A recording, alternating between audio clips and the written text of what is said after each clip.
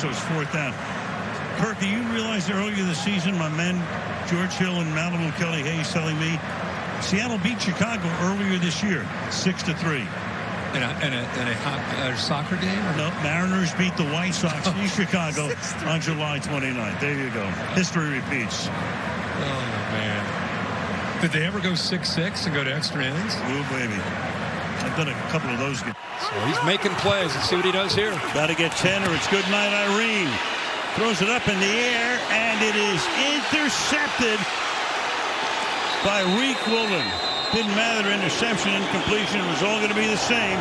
Pressure was put on by Kobe Bryant, and that's going to take us to the finish line in 11 seconds. Well, at least that one was close. At least that one came down to the wire. Wait, it was just a 6-3 game with no touchdowns?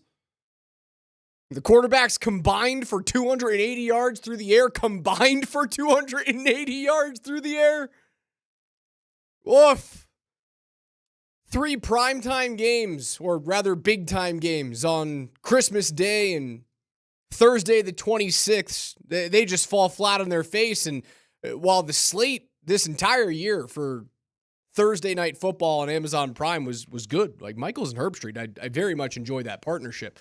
Holy smokes, was that a bad football game as well. We welcome you guys into 6 in the morning here on Altitude Sports Radio 92.5. Alex Ryan, you guys know me better as Raj from the Morning Sprint, hanging in here today. Brett will be back on Monday, so don't worry. He'll be able to get you guys ready for the New Year's Day and New Year's Eve bowl games that we've got coming up. There's a Winter Classic, apparently, that's going to be played at Wrigley Field. That's still a thing.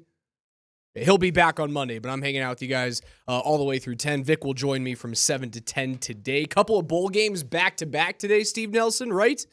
We had yesterday. We had the Sports Bowl, the game above Sports Bowl, and also that one, if you were keeping track, went to 6 overtimes. I believe Toledo rushed the field no less than 3 times in overtime alone. It was actually a great football game. And so, meanwhile, here in the studio, we had, I think it was Tyler Columbus and Burrow doing a little. It's the season of weird combos. Yes. They did their own mini scramble and plays. Everyone's on Lindahl. vacation. And so Dan Tanner was running the board for that bowl game. He said that Burrow and Columbus were sitting here behind him just waiting for the next overtime. They said, yeah, keep it going, keep it going, keep it going. The more OTs they go, the less we have to talk. But no, to what you were saying today, we have the Armed Forces Bowl. Okay, that's Oklahoma and Navy, correct? That'll be right after we wrap up. And then at 1:30, it's going to be the Birmingham Bowl, which is Georgia Tech versus Vanderbilt. All right. And then that should take us all the way to, we may have a mini blitz, I believe, that'll take us all the way to Nuggets versus Cavs, 6:30 pregame show. Nuggets back in action this evening against one of the best teams in the league in the Cleveland Cavaliers. 26-win Cleveland against a 16-win Nuggets team. 16-12 coming off a 10-point loss.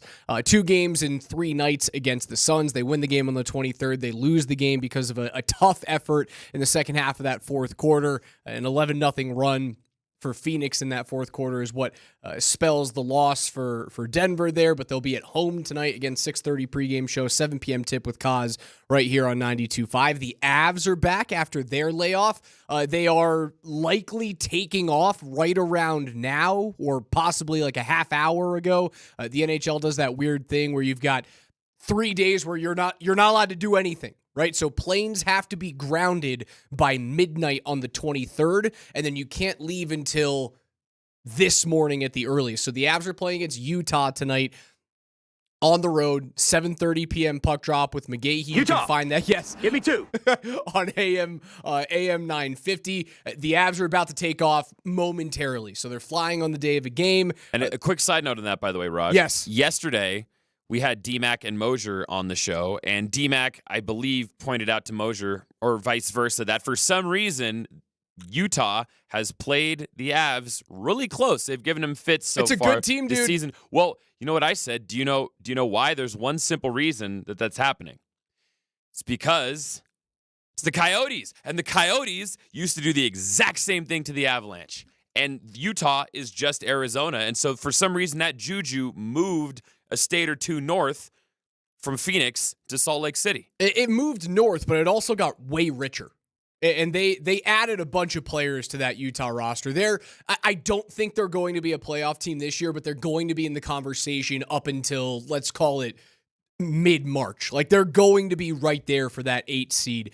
They've been building the right things. They've always given the Avs fits. They found a way to get good goaltending. So that game tonight, again, 7 p.m. pregame show. Mark Springer will have your pregame and intermission reports this evening. And Connor McGahee will have puck drop at 7:30. But I got to go back to that.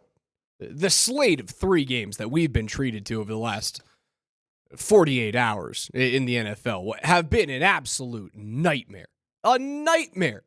We knew this one was going to be bad, right? The Bears have lost 10 straight.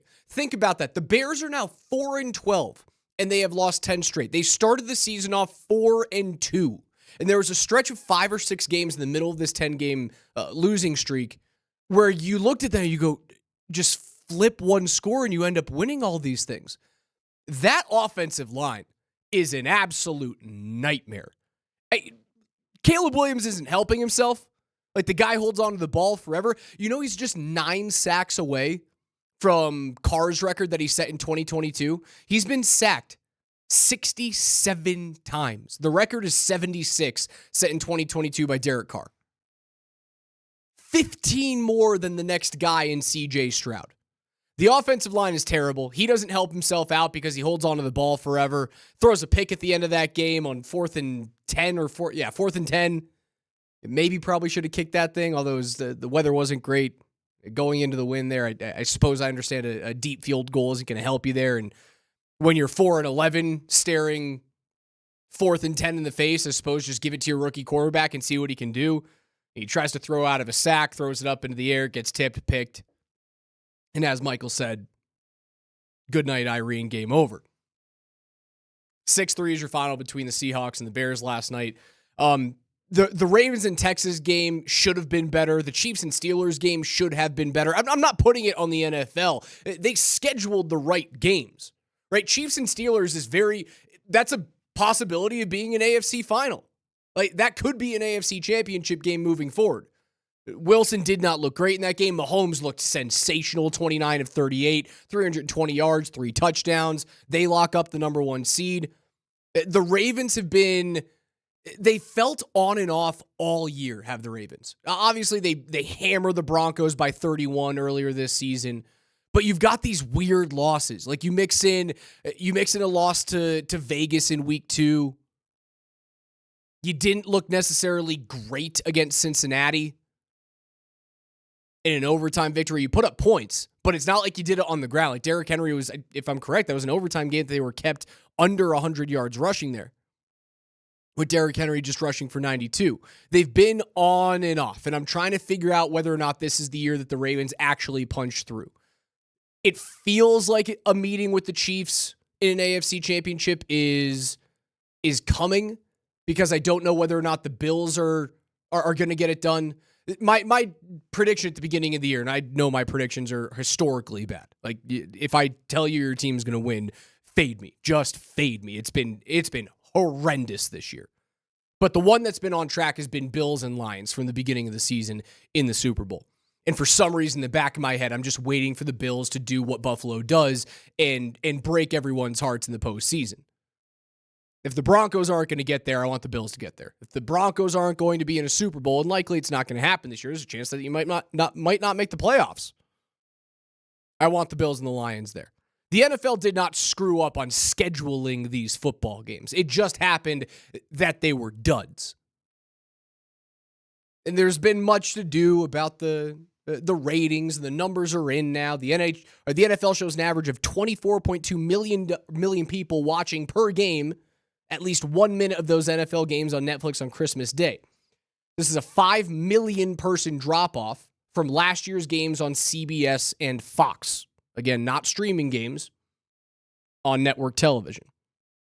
They trail the 3 Thanksgiving games this year by around 9 million people, 33 million on average per game on Thanksgiving Day.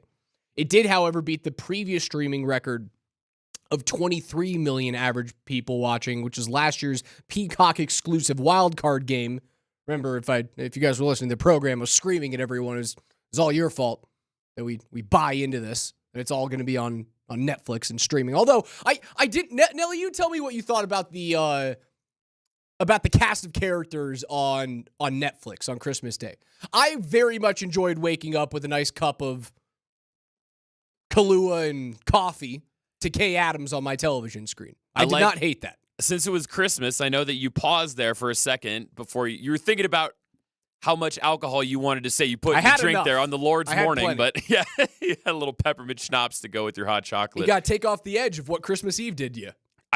Right. I think it was great. And I did like being able to open presents and then go right to football. The only thing that bugged me was, and I mean this honestly, I thought it was a great broadcast. And also, clearly, Netflix heard all the noise about their streams crashing during the Tyson fight, and they fired everyone that was involved with that, and they fixed it because my stream did not buffer once. I didn't have a buffering issue. Games. I didn't have a buffering issue. I had a tough time finding the second game. Yes. Like every time I tried to click on that second game, it would restart. And again, it was just K popping up on the front of my screen, so I could only be so mad. Good problem to have. I agree with that. The only other thing that bugged me was the fact that they had the big red N in the middle of the score bug the whole time. I'm aware that I'm watching on Netflix. You don't need to remind me by putting the Nebraska Cornhuskers logo in bright red smack dab in the middle of my screen. I haven't realized that. That's coming from a CU alumnus. And so that bugged me. I never put two and two together. That is a very Huskery N. And it's not like we're flipping channels. It's not like I'm wondering if I'm on CBS or ABC or ESPN. I know I'm on Netflix. I don't need the big red N the whole time. Cool it. That was honestly my only complaint. Aside from that, I loved the broadcast. I loved the cast of characters. Beyonce is always a slam dunk. That was great. Love the halftime show with the big bang poster falling out from under the stage. It was awesome. The Prime streams are up 12% year over year on their games, and obviously much was made on LeBron's comments about how he comes out. He says, "Listen, I love the NFL, but Christmas Day." Thank you very much. Merry Christmas to you, and thank you for another gift on Christmas. Oh, absolutely. Merry Christmas to my family back home. I'm coming home, and I love the NFL, but Christmas is our day. Much has been made about that comment, and the NBA, while is mired in ratings drops this year and way too many 3-point attempts and teams looking as though they don't really care through the first third of the season. And honestly, if you just look at the Nuggets this year, the Nuggets are a very good case study for the rest of the NBA and what is the knocks against the league right now. It feels as though most of the team doesn't give a damn through the first third of the season or the rest of the league. But the numbers were never going to be close. The NFL operates in a completely different stratosphere than the NBA, and certainly the NHL do. Right? The NHL operates in a different galaxy than the NBA. Like those two apples cannot be compared.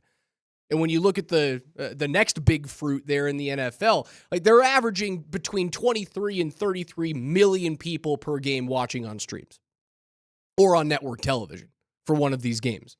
The NBA, they jumped up from last year's all-time low at 2.85. And there is a caveat there, right? Because ABC and ESPN had Monday Night Football obligations to get to, so they could not carry the late-night games on ABC or ESPN. You had to end up going to a different channel there. They didn't have the issue this year. So they jump up from 2.85 million last year on average up to 5.25, and they have the best late night game ever recorded on Christmas Day. That's a Nuggets game. A Nuggets game with a hobbled Jamal Murray and Aaron Gordon with calf injuries. The Nuggets only being 16-12 after that game. All the comments about, are you wasting the prime of one of the great players in NBA history? Kevin Durant had to say it after the game. That guy's a top 10 player. And that thing drew 3.85 million people on average watching for at least a minute. And that's according to Nielsen. And I know some of those numbers are a little funky. Vic will get into that a little bit later. The NBA still does very well on Christmas Day. But you can't, the argument between whether it's the NFL's day or the NBA's day, if the NFL has a game on that day, it's going to pull way more people. If the Seahawks-Bears game was on Christmas Day, it was going to pull way more. It would have pulled 3 times as many people as the Nuggets game. And I know the Golden State LA game did really well, like 6 or 7 million people watching that one on average. It would have doubled that at least. And I'm talking about a crap 6-3 game with a 4-12 Bears team. It's just a different animal. If the NFL decides they want to dominate a day, they're going to dominate it. And that's what's going to happen in the near future. You will see more games on Christmas Day. You're going to see a couple of games on Christmas Eve. And we're all going to love it. Did I like the fact that the game last night was crap? No. I enjoyed that I had football last night on Thursday. Solid slate.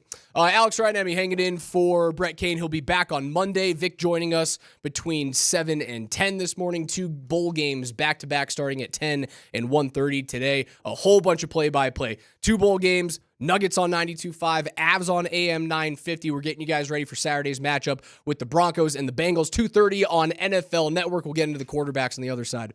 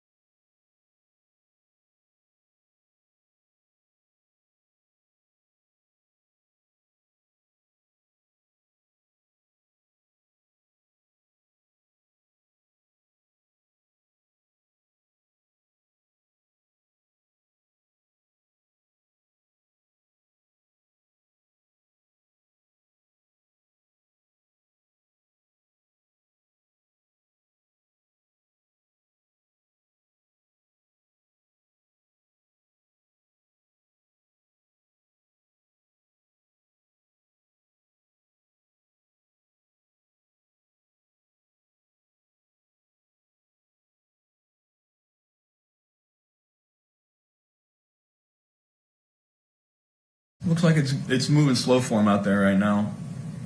I've had a chance to watch them on TV a couple times this year, and they do a good job on offense, running the ball, play action. But then, when he's asked to drop back and make plays, he seems to consistently make them. I think he's got a much stronger arm than people thought. I think he's playing really good football right now. High praise from a guy who, if his team wasn't fighting for their playoff lives, would probably be right in the middle of that MVP conversation with Lamar Jackson and Josh Allen. And that's coming from Joe Burrow, who has been sensational, absolutely sensational this year. Nearly unstoppable, man. His last few games have just been nuts. He's thrown for 15 touchdowns dating back to week 11. He has thrown 4 picks in that time, and I think he's fumbled the ball away as well. But in that stretch of games where he's thrown 3 touchdown passes in each of his last 5 games, that's coming off of 2 games prior to that when he combined for 9 touchdowns through the air. 356, 309, 369, 271, 252 through the air. Completion percentages through the roof. That's Joe Burrow talking about Broncos quarterback Bo Nix. Alex Ryan-Emi, you guys know me better as Raj from Between the Pipes and the Morning Sprint with Coach and myself from 10 to noon. No morning sprint today. No PhD. We will have back-to-back bowl games starting at 10 and 1:30. The first one, the Armed Forces Bowl. Birmingham Bowl, yes, Nelly, at 1:30. And then we'll go all the way up into Nuggets and Cavs tonight. You can hear that on 92.5. Avs will be on AM 950 as they travel to take on the Utah Hockey Club. We just got confirmation from Connor McGahey. The team flight, no, not at 6 a.m., but 8 a.m. Mountain. So they're traveling on day. Expect Mackenzie Blackwood to play in that one. Utah! Give me 2. Avs been way better since getting those 2 goaltenders back in the room. We'll get into that in a little bit here. But the question about this game is Sean Payton going to be disciplined enough on the offensive side of the ball to not be goaded into keeping up with Joe Burrow? Because, yes, you want to prove to the rest of the league that I've got a guy that can do what Joe can, or can at least be in the same ballpark as Joe. And I don't think Bo's there right now. I don't know if Bo will ever get there, right? Burrow might be the best passer of the football in the NFL right now. Might be the best pure passer. Yeah, he can get a little bit loosey-goosey, throw a couple of picks, but that connection between him and Jamar Chase is unrivaled. Sam Darnold and Justin Jefferson probably have something to say about that with their 13 wins. But Jamar might be the 5th guy since the merger to win the Triple Crown. And the last guy since Cooper Kupp did it a couple of years ago. And Jamar is younger. He's healthier than Kupp is.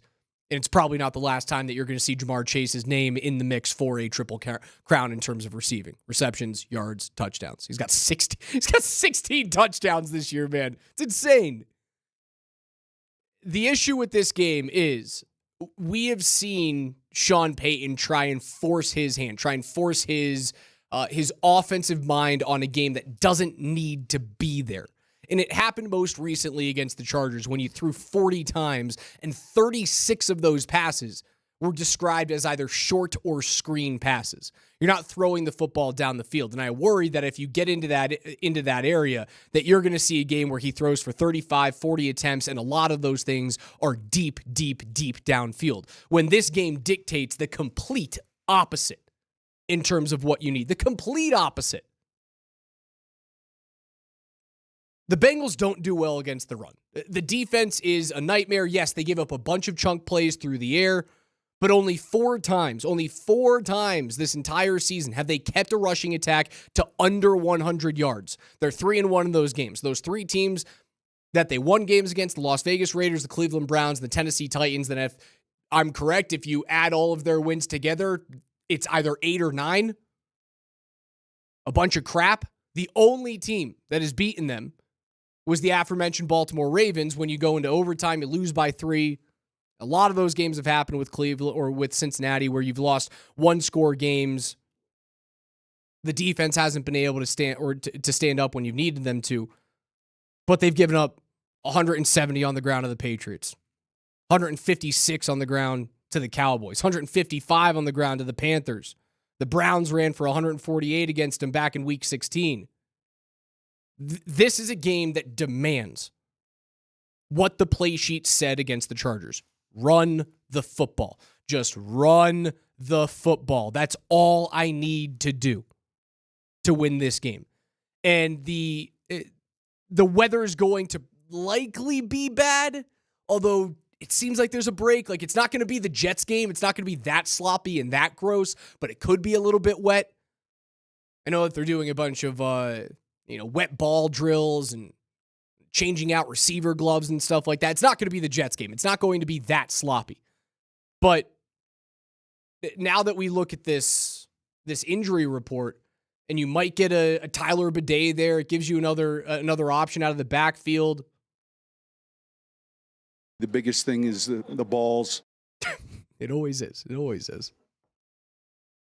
I still think your guy has to be Estime. I don't think it's going to be a Jaleel McLaughlin game. I think you just pound the ball with Estime as many times as you can. 32 games without a 100-yard rusher is just ridiculous, Nelly. It's insane that you're waiting. You have to go all the way back to 2022, and Latavius Murray is your last 100-yard rusher. It's right there in front of you.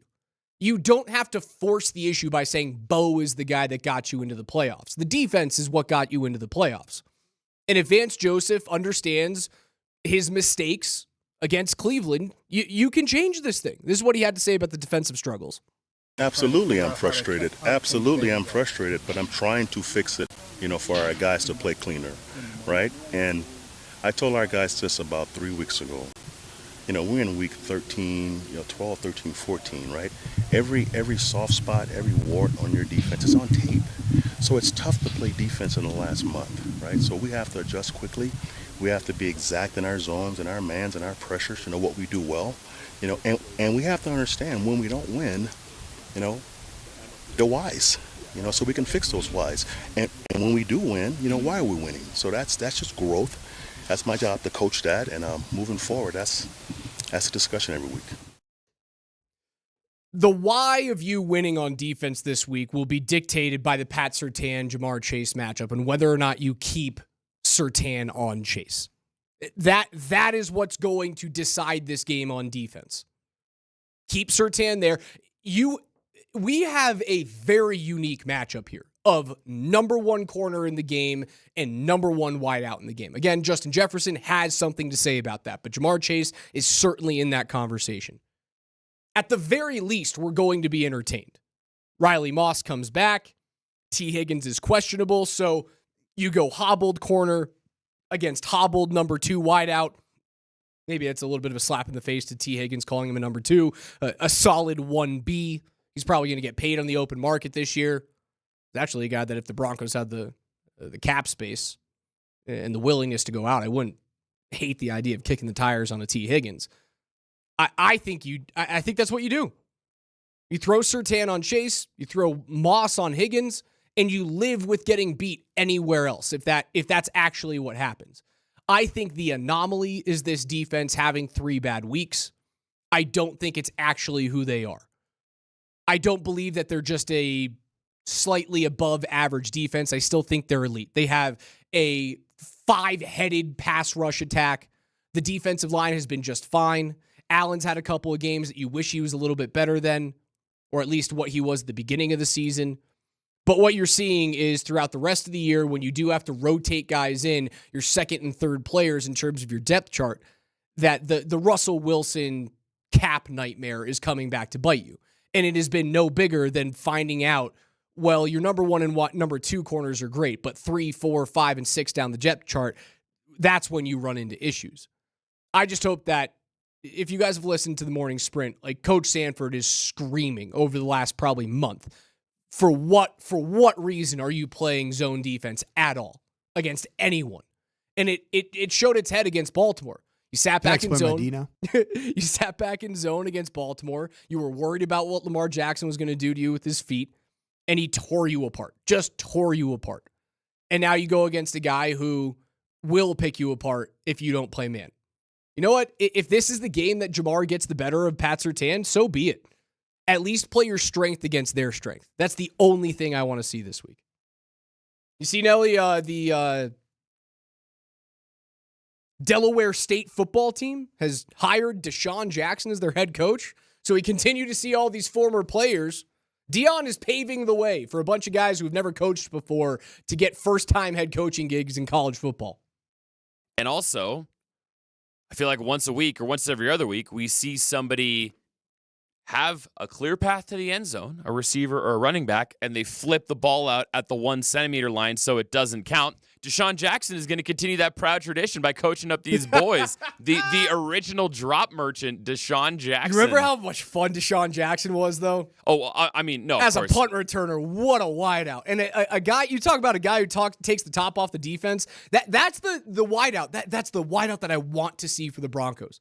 Like, when's the last guy that you had that felt a little bit like DeSean Jackson? Was it Emmanuel Sanders? Maybe.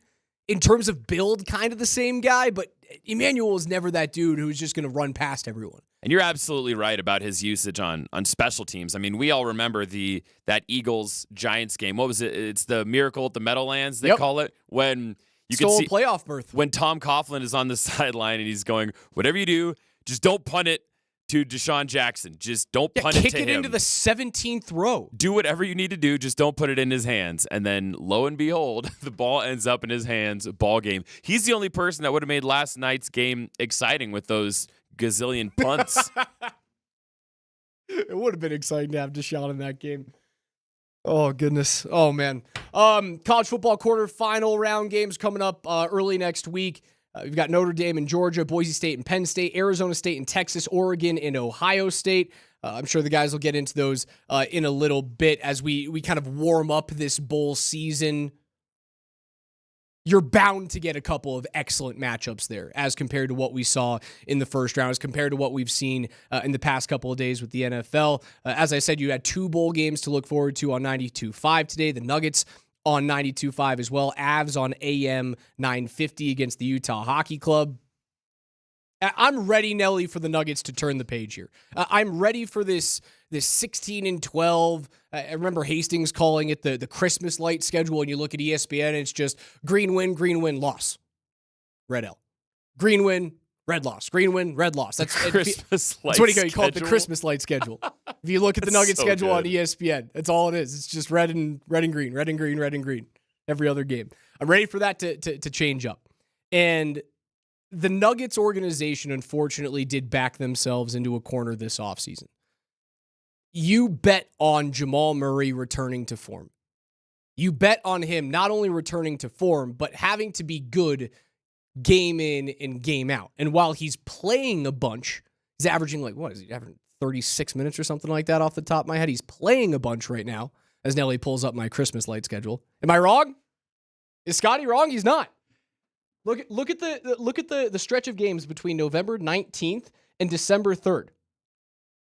They alternate wins and losses the whole time. It's Christmas light schedule. It's what it is. Averaging a whole bunch of minutes, but his shot attempts, his 3-point attempts are at a low dating back to 2019, 2020. And for an organization that bet on that guy to come into a second version of his prime, the returns have not been great. And as a result, it's backed the Nuggets into a corner that I don't know how they're going to get out of outside of the team just simply playing better. Because you have 3 options right now. Option 1 has been talked about a ton over the last 2 weeks, and that is find a trade. And the only way that you can make a trade that's going to impact the on-court results is moving on from Michael Porter Jr. And the way that MPJ is playing right now, it doesn't feel like that's the right thing to do. He's healthy. He's got games where he continues to put up 20, 22, 24. He's the best 3-point shooter you have on the team outside Nikola Jokic. You don't want Nikola jacking up 8, 9, 10 threes a game. Takes him away from where he's most effective. You want him to play that 2-man game with Jamal Murray. So moving on from MPJ doesn't feel right, doesn't feel pertinent in this version of the Nuggets. What would have helped you is to have the ability to shop Jamal Murray in season. And unfortunately, you got bullied into it. I don't know how this happened. It felt like the organization reluctantly signed Jamal Murray to an extension before they needed to. You had the year to wait this out. You had the year to figure out if this was actually the direction that you wanted to go as a franchise. And you rushed the signing, which is something that organizations don't often do. You wait. If you have the runway, you use the runway. And then if it runs out, you try and take the plane off, even though you're running through dirt and rocks and gravel and grass. It's what the Avs did with Gabe Landeskog and Mikko Rantanen, right? You went up to the wire with those two guys before you extended them. It's what I think the Avs are going to do with Rantanen going into the offseason. They're going to wait and see whether or not he's going to be willing to come down to 12-5, and if not, he might walk. And then you use that $12, $13 million to go sign a bunch of guys and shore up your depth. I think the Avs are going to do that rather than try and extend him last offseason, right? That's come and gone. But with all of the shackles that the NBA CBA puts on general managers and front offices where you sign guys to extensions and then you're not allowed to trade them, it made no sense to me in the offseason that why you would kind of play your hand on the flop or on the flop, right? You play your hand when you see the first three cards out on the table, when you know you've got two more coming down the road. No reason to do that. Hold those cards close to your chest. And now, unfortunately, you can only trade one guy who seems like he is part of your future when you had the opportunity to float two players out there. Yeah, you were going to have to give up first-round picks or a bunch of second-round picks with Jamal Murray if you wanted to bring in a guy like me. Remember about a month ago, Nelly, when De'Aaron Fox's name was thrown around by Shams? It wasn't the Zach LaVine stuff. It wasn't the Jimmy Butler, who's now been apparently taken out of trade talks by Pat Riley and the Heat. A few weeks ago, De'Aaron Fox names was in the news, and that felt like a great opportunity for the Nuggets. But they're not in contention to do that because you can't make the salaries work with MPJ. It's insane to me. I don't know why you backed yourselves into this corner. And now, mired in 16-12 and being in the middle of the NBA standings rather than being at the top with another sensational year from Nikola Jokic, it feels like the front office did this to themselves. And Nicole is frustrated as hell about it. Raj filling in for Brett Kane. He'll be back on Monday. Vic joins me at 7. Don't worry, it is Friday. We will get into Bretty's bets. And as I told you, fade me. I'll give you guys winners.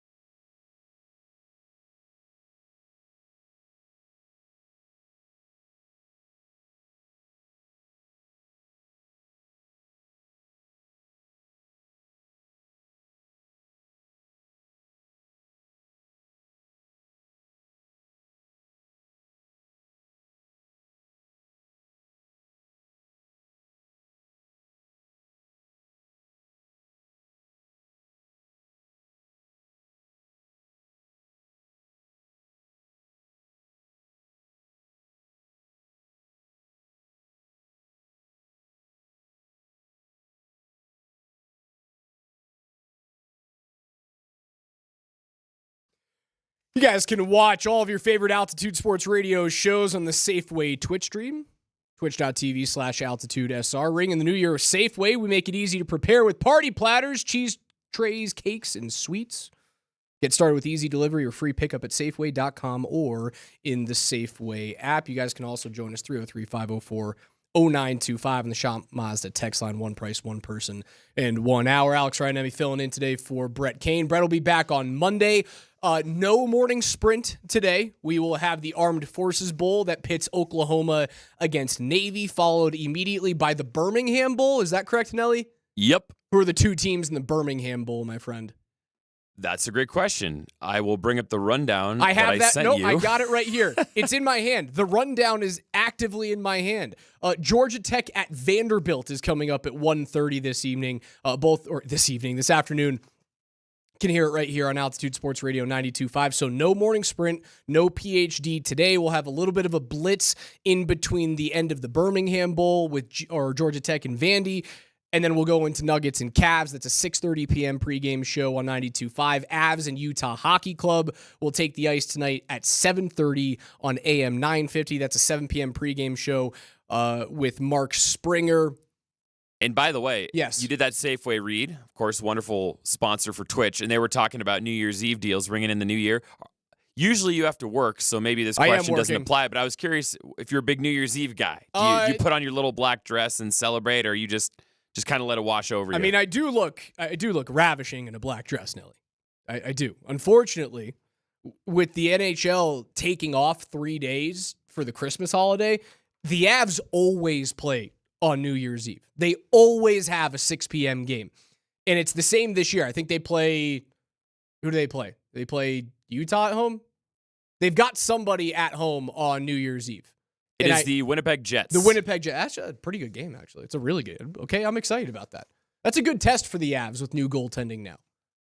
Can you stand up against the beasts of the Central Division? Does your goaltending stand up to regular season Connor Hellebuck? No, I'm not typically a big New Year's guy. I enjoy waking up on New Year's Day on the first of the year feeling refreshed. If I can go to bed prior to midnight on New Year's Eve, I feel wonderful. There was a time in my life where I did enjoy staying up late. That time has now come and gone. It is gone. And now that we've got like the 6 p.m. Avs game, Spring and I go on air around 9:30. We do an hour-long show. It's 10:30. By the time I'm done with that, I'm tired. I can't get anywhere important. By the time I get somewhere, right? You know, you leave the rink, you get done with the show. By the time you get dressed and you're ready to go out, it's 11:30. You show up, people are already hammered. I don't need to deal with that nonsense. You don't need to be the one sober dude walking into a party that's been buzzing for 5 hours. Especially people who are drinking to end the year. That's an extra type of rolling along by the time you get there at 11:45. Right, and also, you always see these things about the New Year's. Oh, thank God 2024 is coming to a close. Have you ever gone to a New Year's party where someone hasn't said that? Like, every year is the worst year, that you can't wait for it to be over. One time, I would love to walk into a New Year's party and go, I really want this year to keep going. And I don't want it to end at all. And like half the people are just sober as a judge going, you know what? It's a pretty good year. I don't need to get hammered. You know, what my parents used to do when I was a kid, this was the absolute pro move. So I grew up in California, right? And so 9 p.m.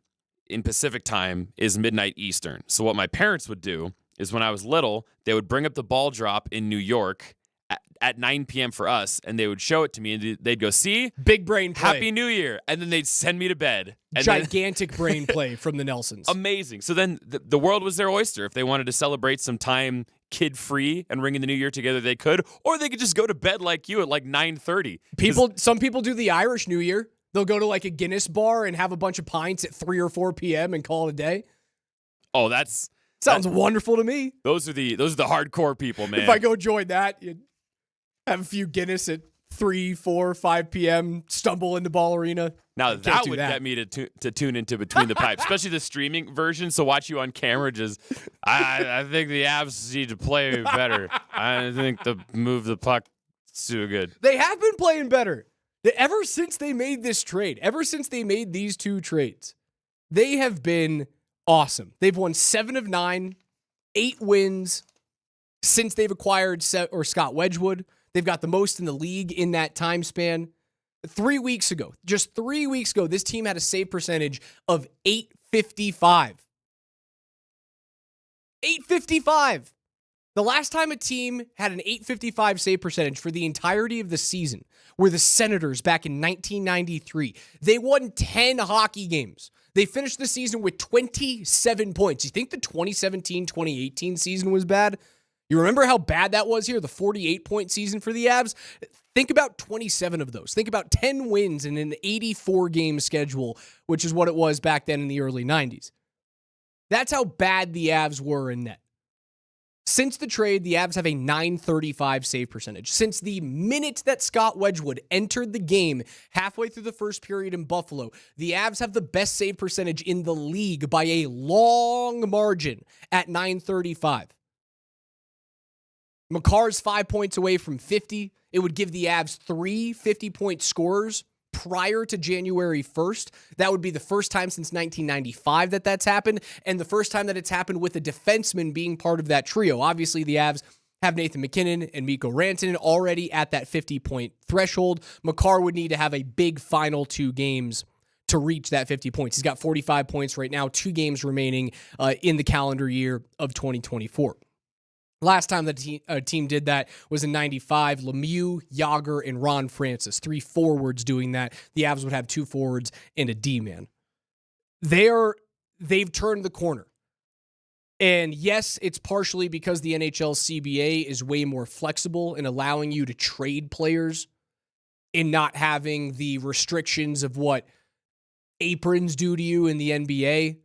In the ability to not be capped in terms of how many draft picks you're allowed to send in a given year or a time frame.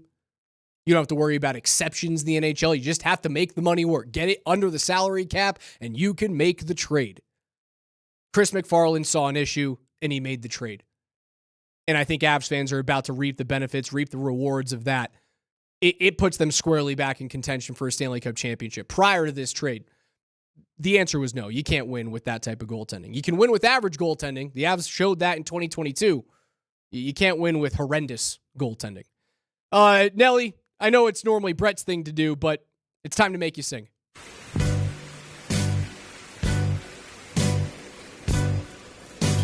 Ready and his Brits.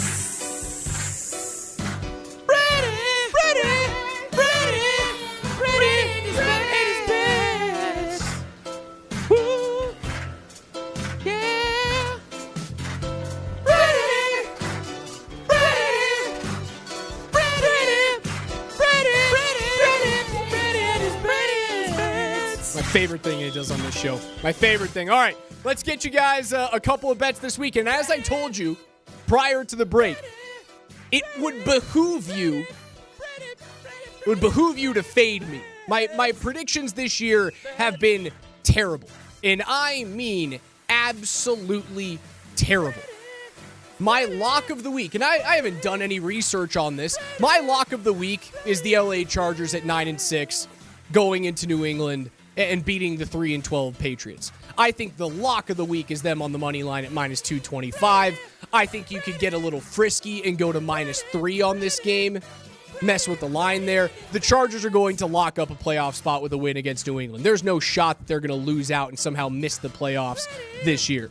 So Chargers -3 is my pick at -160 in that game. And my long shot of the week in the NFL. Long shot of the week. I think the Jets scare the Bills this week.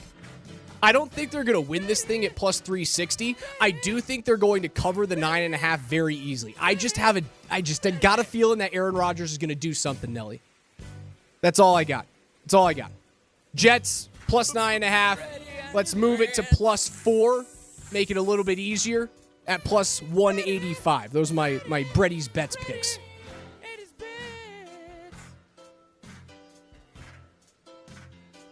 Coming up on the other side, Vic Lombardi joins me from 7 to 10. Again, no morning sprint, no PhD today. Got the Armed Forces and the Birmingham Bowl. Avs and Nuggets are back on it tonight. 92.5 for the Nuggets, 950 for the Avs. Vic Lombardi and myself, 7 to 10. Brett's back on Monday.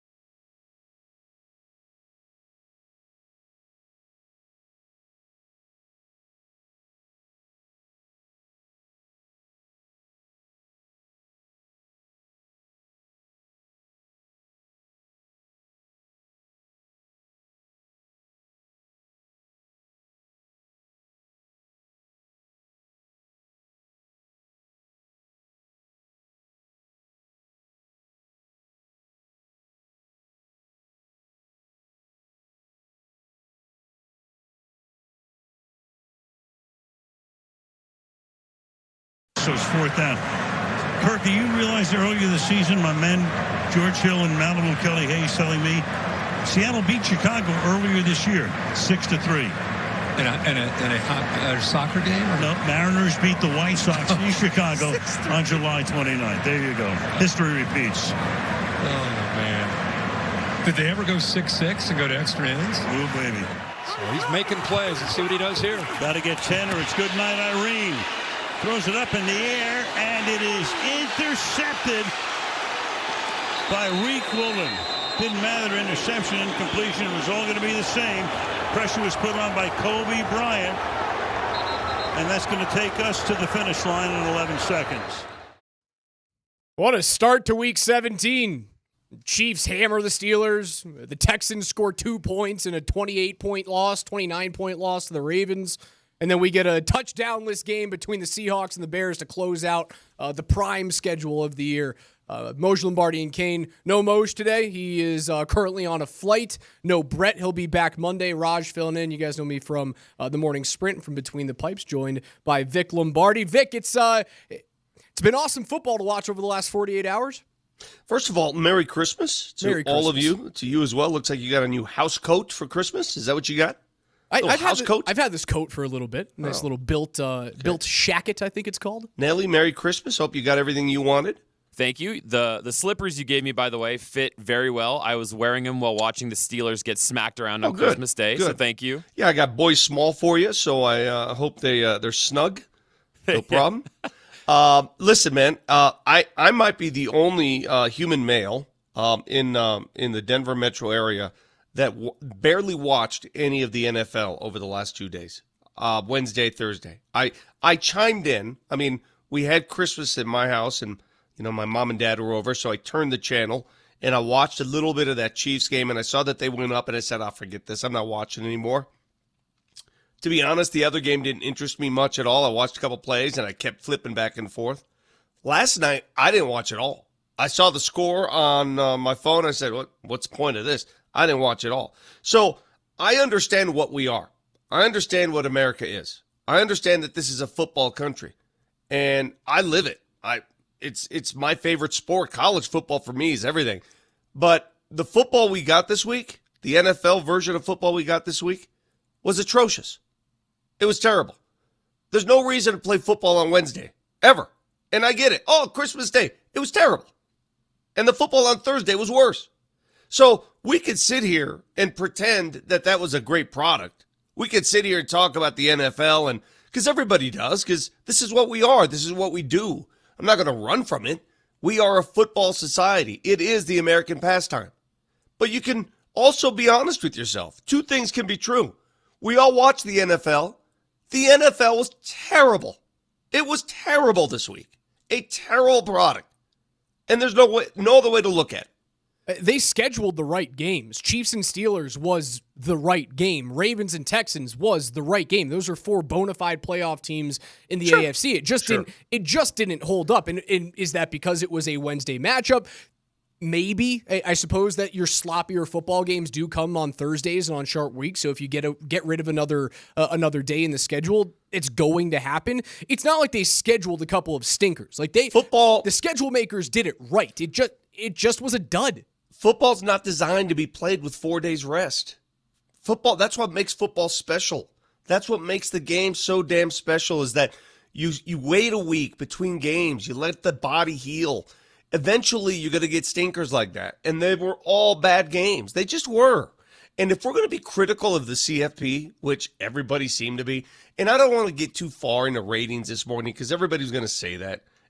Everybody calling me an NBA guy. I didn't watch much of that either. I watched enough. I flipped around. And this is what people are going to think. You watch whatever you want to watch. That's the beauty of the diversity and the versatility of the remote control. You could turn it to whatever you want to turn it to. So everybody's going to come at me with ratings and, the NFL dominated. Who cares? What is this, a race? What is this, field day? We racing? I don't care. Watch whatever the hell you want to watch. I'm going to tell you what it was like, though. I'm going to be honest with the content, and the content was terrible. Awful. The content of the NBA games was they were better. You had good basketball games the entire day. And outside of a Nuggets 11-0 run by Phoenix, like you may have won 2 games in 3 days against Kevin Durant, right? That fourth quarter collapse there. The rest of the games in the NBA throughout that whole slate were very good. If you're just talking about the straight up content, you were never going to. Raj has had his own issues this year, right? Which turned into a 3-point lead. We've talked about this. But I hate it when people pull out the ratings as if to say, well, the sport's dying. No, it's not. It just signed a record television deal. It may not have the same numbers in the United States of America ratings-wise, but let me tell you, universally, it cannot be touched. Universally, it cannot be touched. It's doing what the NFL hopes to do, what it aspires. What does the NFL want to do? Tell me. You've seen it already. What does the NFL's next frontier, what does it want to do? You want to put teams in Europe or South America, right? Grow like there's the a reason product why there, there's games right? in Rio and London. What do you think is the more popular product away from U.S. soil? It's not even close. Basketball rules globally. It rules. It's second only to soccer. It rules. I wonder if baseball is a more popular sport internationally than football is. And the reason it's so is because this is our sport. We understand that sport. It's like trying to sell me on cricket. I ain't watching that crap. I ain't watching it. I don't understand the sport. People in other parts of the world aren't watching football with the same interest we do. This is our sport. It's our national pastime. And it's okay to be honest about it. Last night's game set the sport back, it feels like 3 centuries. That game crying out loud. sucked. That game was terrible. unwatchable. I had it on my phone the entire. We were watching Squid Game Season 2. I had the game on my phone. We were watching Squid Game. I'd be lying to you if I said I was watching football more intently than I was watching a show where people have to, compete for their lives to win a bunch of money. But if you're going to complain about the CFP, all those games were blowouts. Those games were terrible. Oh, my God. What the hell did we just watch in the NFL then?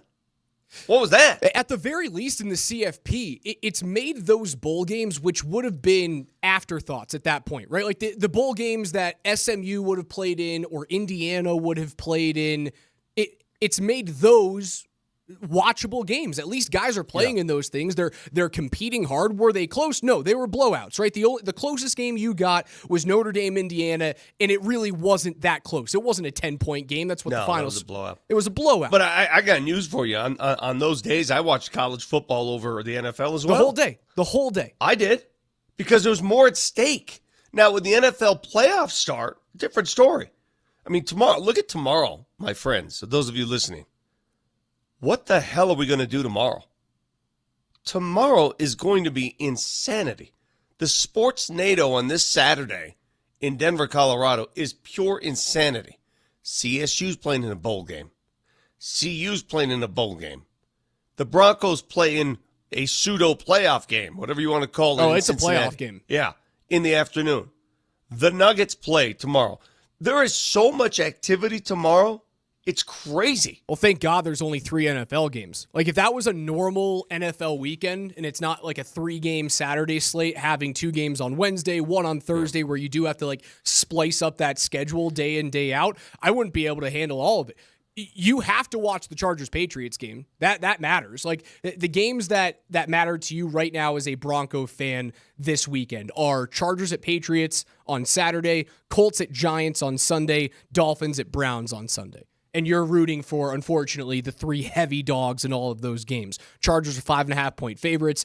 Colts are 7.5-point favorites against the Giants, who are looking for the number 1 pick in the draft this year. And the Browns are 6.5-point dogs at home against the Dolphins. And that's what makes this Broncos game a playoff game. You're not getting any help. The help that you think might be coming down the road isn't coming this week, and it's likely not coming next week either. Did you see, by the way, speaking of a crazy schedule, the Kansas City Chiefs this year, the first team in NFL history to have played football games on 6 of the 7 days of the week. They played on 6 days this week. Can you name the only day the Kansas City Chiefs did not play a football game? Tuesday. And it won't be long before the NFL starts to go to Tuesdays. When are you going to get a Tuesday game? And therein lies the issue. I feel like I need odd night off. Listen, and therein, I've always said the success of a marriage, Raj, you're newly minted, you're newly married, and you'll understand this, you'll learn this. The best part of a marriage, time away, is just as important as time with. Okay? Remember that. All right, not that I'm a marriage counselor, but we're going on 30 years. We've made do. Time away is very important. You have to have it. You have to, and you got to cherish that as much as you cherish time with. What is this insistent shove every day down your throat thing that the NFL is doing? What are we doing? It's not like you're not going to watch the games. But what are we doing? Why does it have 6 days of the week you play football? So the Chiefs started this season. I think didn't they play a Friday nighter in Brazil? Isn't that what that was? That's why they got a Friday nighter. Then they got a Saturday, obviously, the Sundays, the Mondays, the Thursdays, and then the Wednesday on Christmas. Tuesday is the only day. Only one. They started week 1 Thursday against Baltimore in the season opener. They had a Monday game on week 5 against New Orleans. They played Monday again against Tampa Bay in week 9. They played Friday, week 13 against Vegas, and now Wednesday against Pittsburgh. And it's still a flexed game in week 18. They could play Saturday again. That's crazy to me. Football is a rhythm sport. Guys, and I understand where they're going, but to play it on 4 days, basically 3 days, because the fourth day they're traveling, to play it on 3 days rest, this is what you get. This is what happens. You get bad football. Let the body heal a little bit. Give these guys a chance to recollect themselves and prepare for the following game. I don't hate the idea of segmenting the week into different sports, though. Like, if you're going to talk about segmenting holidays, like the NFL gets Thanksgiving. It's yours. Take it. Well, expand the games. Give the NBA Christmas Day. Sure. If you take it even farther, I'd be okay with segmenting a week. Like, you know what, though? Back to the holidays, Roger. There's no territorial rights. If the NFL feels like playing on Christmas, they can. Then, I mean, you know, for LeBron to say they own Christmas, no, you don't. I mean, also, you don't watch poke the what bear, you want. Bron. You watch what you want, but nobody owns anything. I mean, leagues move into other people's territory. I don't know why we get so territorial about this stuff. People are going to watch what they want.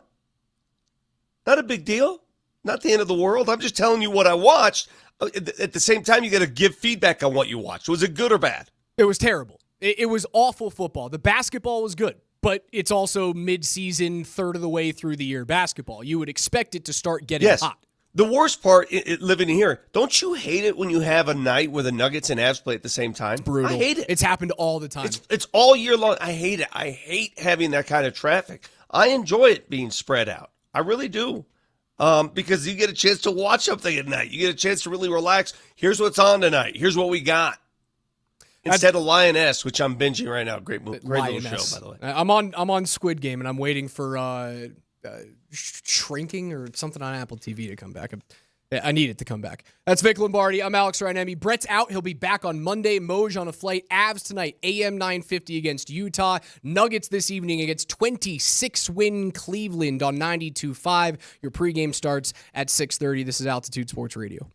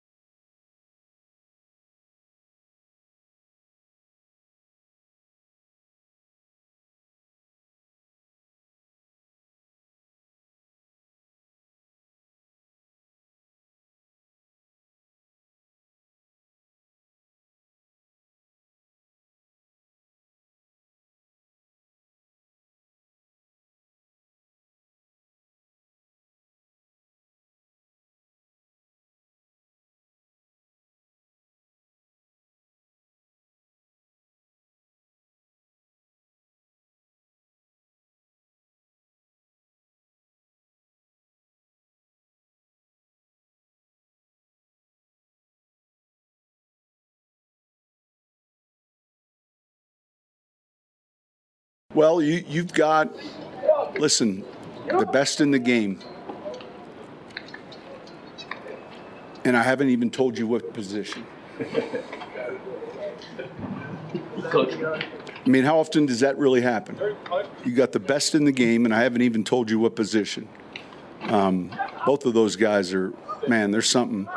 And I know that both teams are glad they have one. Sean Payton on the perceived matchup, the head-to-head with Pat Surtain, the best corner in the game, and Jamar Chase, a guy who might very well win the receiving Triple Crown this year. He would be the fifth guy since the 1970 merger to do that, the first since Cooper Kupp did it a couple years ago with the Rams. Alex Ryan-Emmy filling in for Brett Kane this morning, Vic Lombardi off-site. Join us 303-504-0925 on the Shop Mazda text line today. One price, one person, 1 hour. I was hoping I was going to get you today, but no, I'm not special enough to have your presence grace the studio. Did you just do television, by the way? I did in our break. What'd you do, Channel 9? Yeah, Channel 9, little hit to preview the Nuggets and Cavs game, which you can watch on KDT or KTVD. That's right. We're on Channel 20 tonight, KTVD. There you go. That's why you wore your Christmas house coat, because you were making a television appearance. I very much like to look like I am ready for work. No, I've all right, Dr. Raj. Should I walk in with a white coat one day? Your lab coat? If you're supposed this feels very stylish, is it not? I was going to say, if you're supposed to dress for the job you want, I guess the job you want is romantic lead in a Hallmark Christmas movie. I feel like those things have to pay very well. Did you ever watch Hot Frosty with the girl who played Gretchen Wieners in Mean Girls? I actually did watch that on Christmas Day. I watched that guys, one. You have to admit, though, with the amount of content being produced, because there are so many different channels now and everybody just needs content, the acting leaves a lot to be desired on some of the streaming stuff. Would you agree? It does. It's not the same. Some of it is bad. I haven't found a staple holiday movie that's been live acted in years. Like all the ones that I go back to are old. They're 30 years old at this point. The only one that's been a hit for me is animated, and that was Klaus on Netflix, and that makes me cry every time I watch it. Have you seen Red One yet? The one that's on Prime? Is that the one with the dude from Whiplash? That's the one with The Rock. Yeah, and J.K. Simmons. J.K. Simmons, yes, all right. He plays Santa. All right. We watched that on Christmas Eve night. Yeah, it's actually pretty good. You know, I'm not into cartoons, as you well know, and it's a semi-cartoon, but I liked it. There's a lot to learn. What's a semi-cartoon? There was some great, it was animated. A lot of it was animated and graphically flexed and all that stuff, but I liked it. Again, at the end of the show, you sat there and you said, I learned something tonight. That's how I take most movies. I take my movies in a binary sense. I'm not going to sit here and try and dissect it. Was I entertained? The answer is yes. Was I not? Then I don't like the movie. You're going to be entertained tomorrow, as Coach Payton alluded to. The offense that the Bengals put on the field every single week, they're the number one rated passing offense in the league. That's it. You are playing a team, this year, think about where the Broncos have struggled at times. They've struggled in pass defense. Look at their rankings, their ratings, pass defense. If their secondary is not intact, they usually struggle. Thankfully, Riley Moss will play this week. They made that assurance. He will play. Now, we'll see where he's at physically, but he will play. You're taking on the number one rated passing team in the NFL in their place. Buckle up. Without Riley Moss on defense, they average 26.3 points against. That's a 10-point increase from when he's on the field. Like Jameis Winston threw for 500 against you. Herbert threw for 285 against you. The Bengals defense isn't good at all against the pass either, but Joe Burrow's got 39 touchdowns and 6 picks and is thrown for nearly 4,300 yards and still has 2 games remaining on the season. If the Bengals weren't a losing football team right now, he's squarely in the conversation for MVP. However, I'm not that scared about Riley Moss coming back from injury because of who he's going to be put on. Right? The conversation that started... Well, T. Higgins is no walk in the park. He's no walk in the park, but Higgins is questionable for the game. It's not like he's full health. So if I get to put Pat Surtain full health against Jamar Chase, who's arguably the number one wideout in the game, I'm fine with putting a questionable T. Higgins against a guy coming off injury in Riley Moss. I feel like that's a square matchup. Listen, there are going to be moments in that game. We clearly want to see Surtain all over the field chasing Jamar Chase. There are going to be moments where he's not on Jamar Chase. They're going to hide him. They're going to put him in the slot. They're going to put him in bunch. They're going to take him places where Patrick Surtain cannot follow. So you're going to have to deal with that. He's going to produce. But why do I get this feeling? And this always seems to happen. We're expecting this crazy back and forth, high-scoring affair, right? Because Cincinnati can move the ball and score, and their defense is awful. So what a great opportunity for Bo Nix and company to score. Why do I have a feeling we're going to get a low-scoring game all of a sudden? The weather might dictate that. It's supposed to be a little rainy, although the forecast has gotten a little bit better, so it may just be a stick the ball into a running back's gut and hope that he doesn't fumble type of game. Let's do drills that say it won't rain. I don't know if Sean Payton's going to want to fall into that. I still feel as though his ego is going to want to force my guy can do what Joe can do. Or at least there's going to be a flash in there that I've got some sort of Joe Burrow in Bo Nix at the number 12 pick. Oh, I forgot the Avs tonight, too. I mean, we talked about that Saturday Sports NATO. I forgot about that completely. I mean, we have every sport under the sun going today. This weekend, I should say. Well, you forgot about hockey for a while, too, because they do that 3-day layoff where they just take off the 24th, 25th, and 26th. Well, they do it right. It is, Vic, it's nice. They do it right. For a guy that's got post-game shows after those, it's nice. Hey, man, if I'm in the NHL, I'm thankful that my team, my league, respects Christmas and just takes it off. And I get it. We, as an entertainment society, we have to have something to watch. I get it why the other leagues play, but I would prefer not to. And maybe that has something to do with the poor play. You know, maybe these guys are human beings. Think about it. They're away from their families. They're at work every day this week. I looked at the Broncos practice schedule. Christmas Eve, they're working. Christmas Day, they're working. And not this half-ass work. They're working all day. They're working all day. It's not an easy schedule. I know they get paid a lot of money. Woe is me. I get it. But the NHL doesn't even play that. They're off. They're done. You're not even allowed to travel on those 3 days. Good for them. Planes have to be grounded the night of the 23rd, and they can't leave until this morning. Like the Avs take off in about 35 minutes from right now. That's what McGahee at least just texted me a couple of seconds ago. They take off at like 8:05. So they're traveling day of to go take on Utah. What's really nice, and we'll get back into the Broncos and the Bengals, obviously, throughout the show today. What's really nice about the Avs is that they were able to see a problem this year, Vic, address the problem via trade, and now it feels like a completely different team with a refreshed hope at winning a cup championship.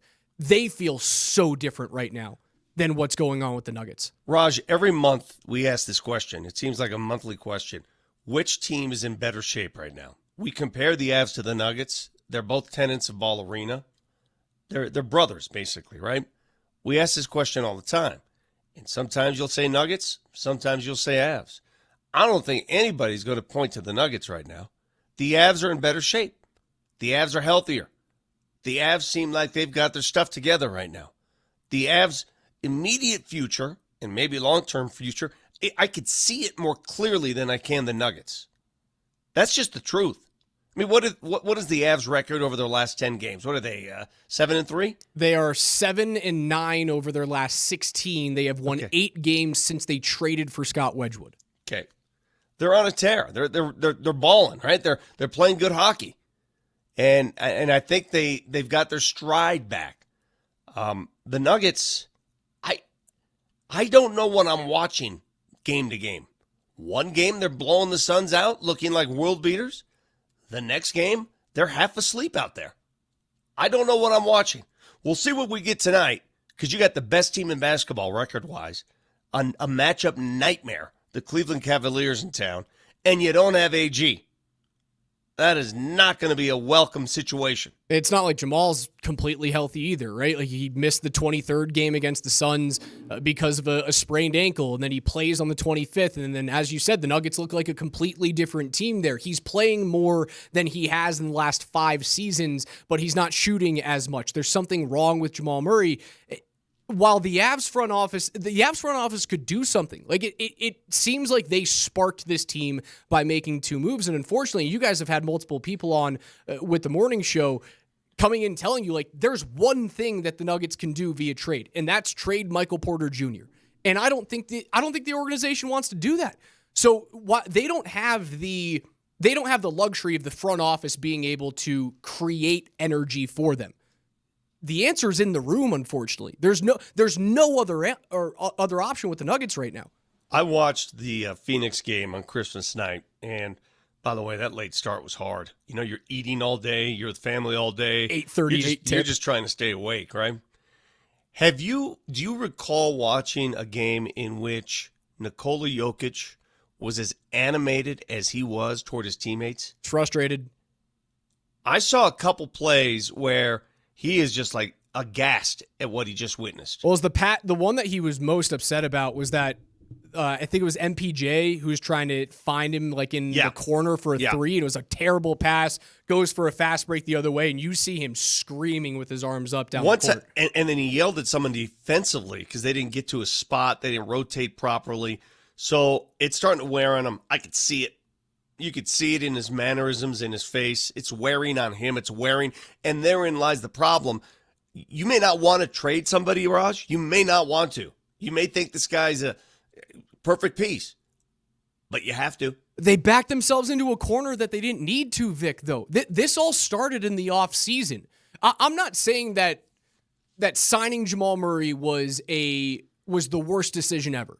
But you didn't have to. You could have kicked that can down the road another year, and it would have given the team more options right now. Because the only trade option that you have, again, because no one wants the Zeke Najee contract, the only option you have is to find the perfect suitor for Michael Porter Jr., who doesn't seem like a guy that you want to move on from right now. At least, had you kicked the can down the road for Jamal's contract in the extension, you would have had 2 avenues to go this year, and 2 big contract avenues to go.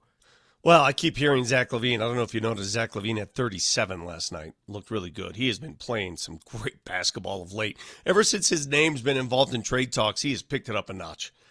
If you take back Zach LaVine's contract, if that's the guy, and I'm not saying it is, you have to add more salary because the Nuggets cannot take back more salary. Zach LaVine makes more than MPJ. He makes more, considerably more. So they have to add somebody else to that equation. Here's the problem. They don't want anybody else. They don't want anybody else. It's not you like have to you get can ship a team first involved. rounder either. You don't have nothing to pick. Yeah, you have nothing to trade there. And that's the conundrum with the Nuggets right now, is that you have no choice but to figure it out within the room. You have no choice but to find a way to get healthy and Jamal Murray to revert back to who he was 2 years ago when he was going off for big games. And it wasn't every night, but it felt like you went off for a Jamal Murray game once a week, twice a week, where you're throwing up something into the high 30s, and it just hasn't happened this year. Hey, back to the Avs again, because they're going to get set to get on a plane.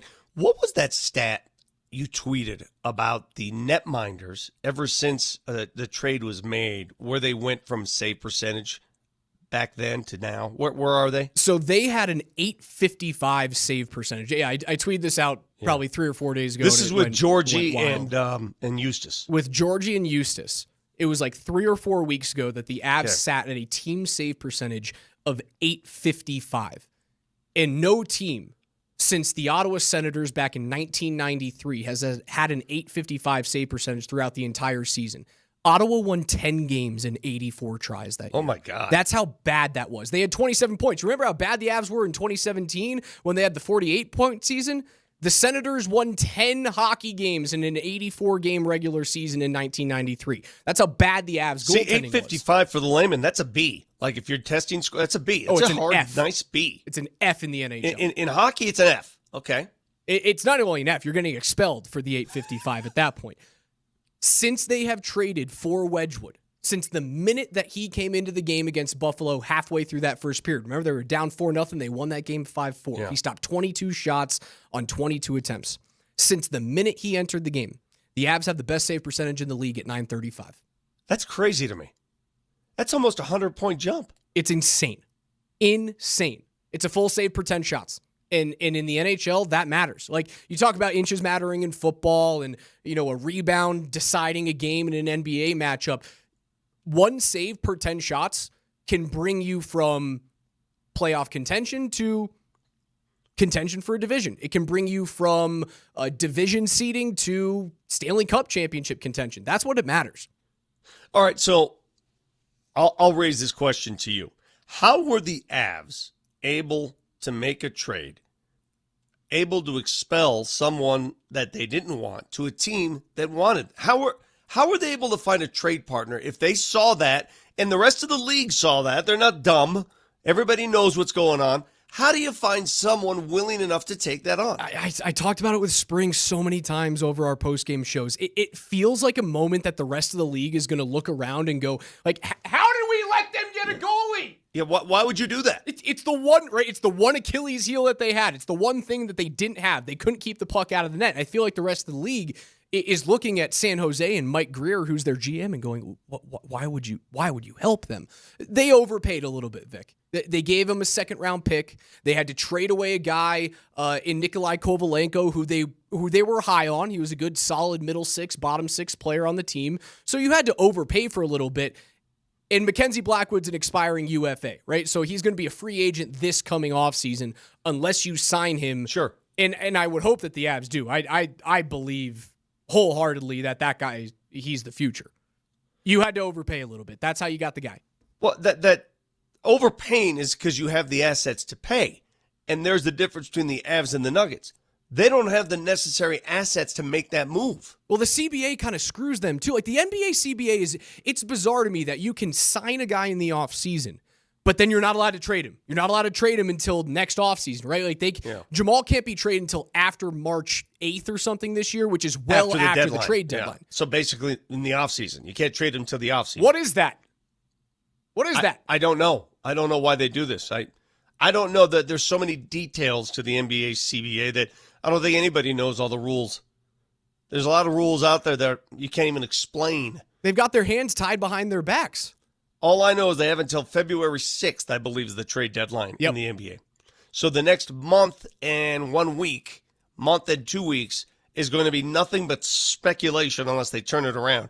And now they're involved in a stretch. They got a back-to-back starting tonight. Cleveland, best record in the NBA. Detroit, which is much improved. Do not sleep on the Detroit Pistons.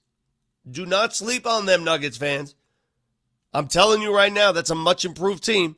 So you got back-to-back, and your schedule becomes much more congested here over the next few weeks. You enjoyed a lot of time off, not anymore, and you don't have AG. I was reading a Troy Rank article last night. 21 games in 37 days for the Nuggets coming up. And AG's out with a calf strain. Jamal Murray's been hampered with an ankle injury. And you're not having your young guy step up. Christian Brown has gone ice cold from three, where he was serviceable at the beginning of the year. He's 3 of 22 in his last 10 games from beyond the arc. Peyton Watson hasn't stepped up. Julian Strother has been more hit than miss from last year, but still very hit and miss this season.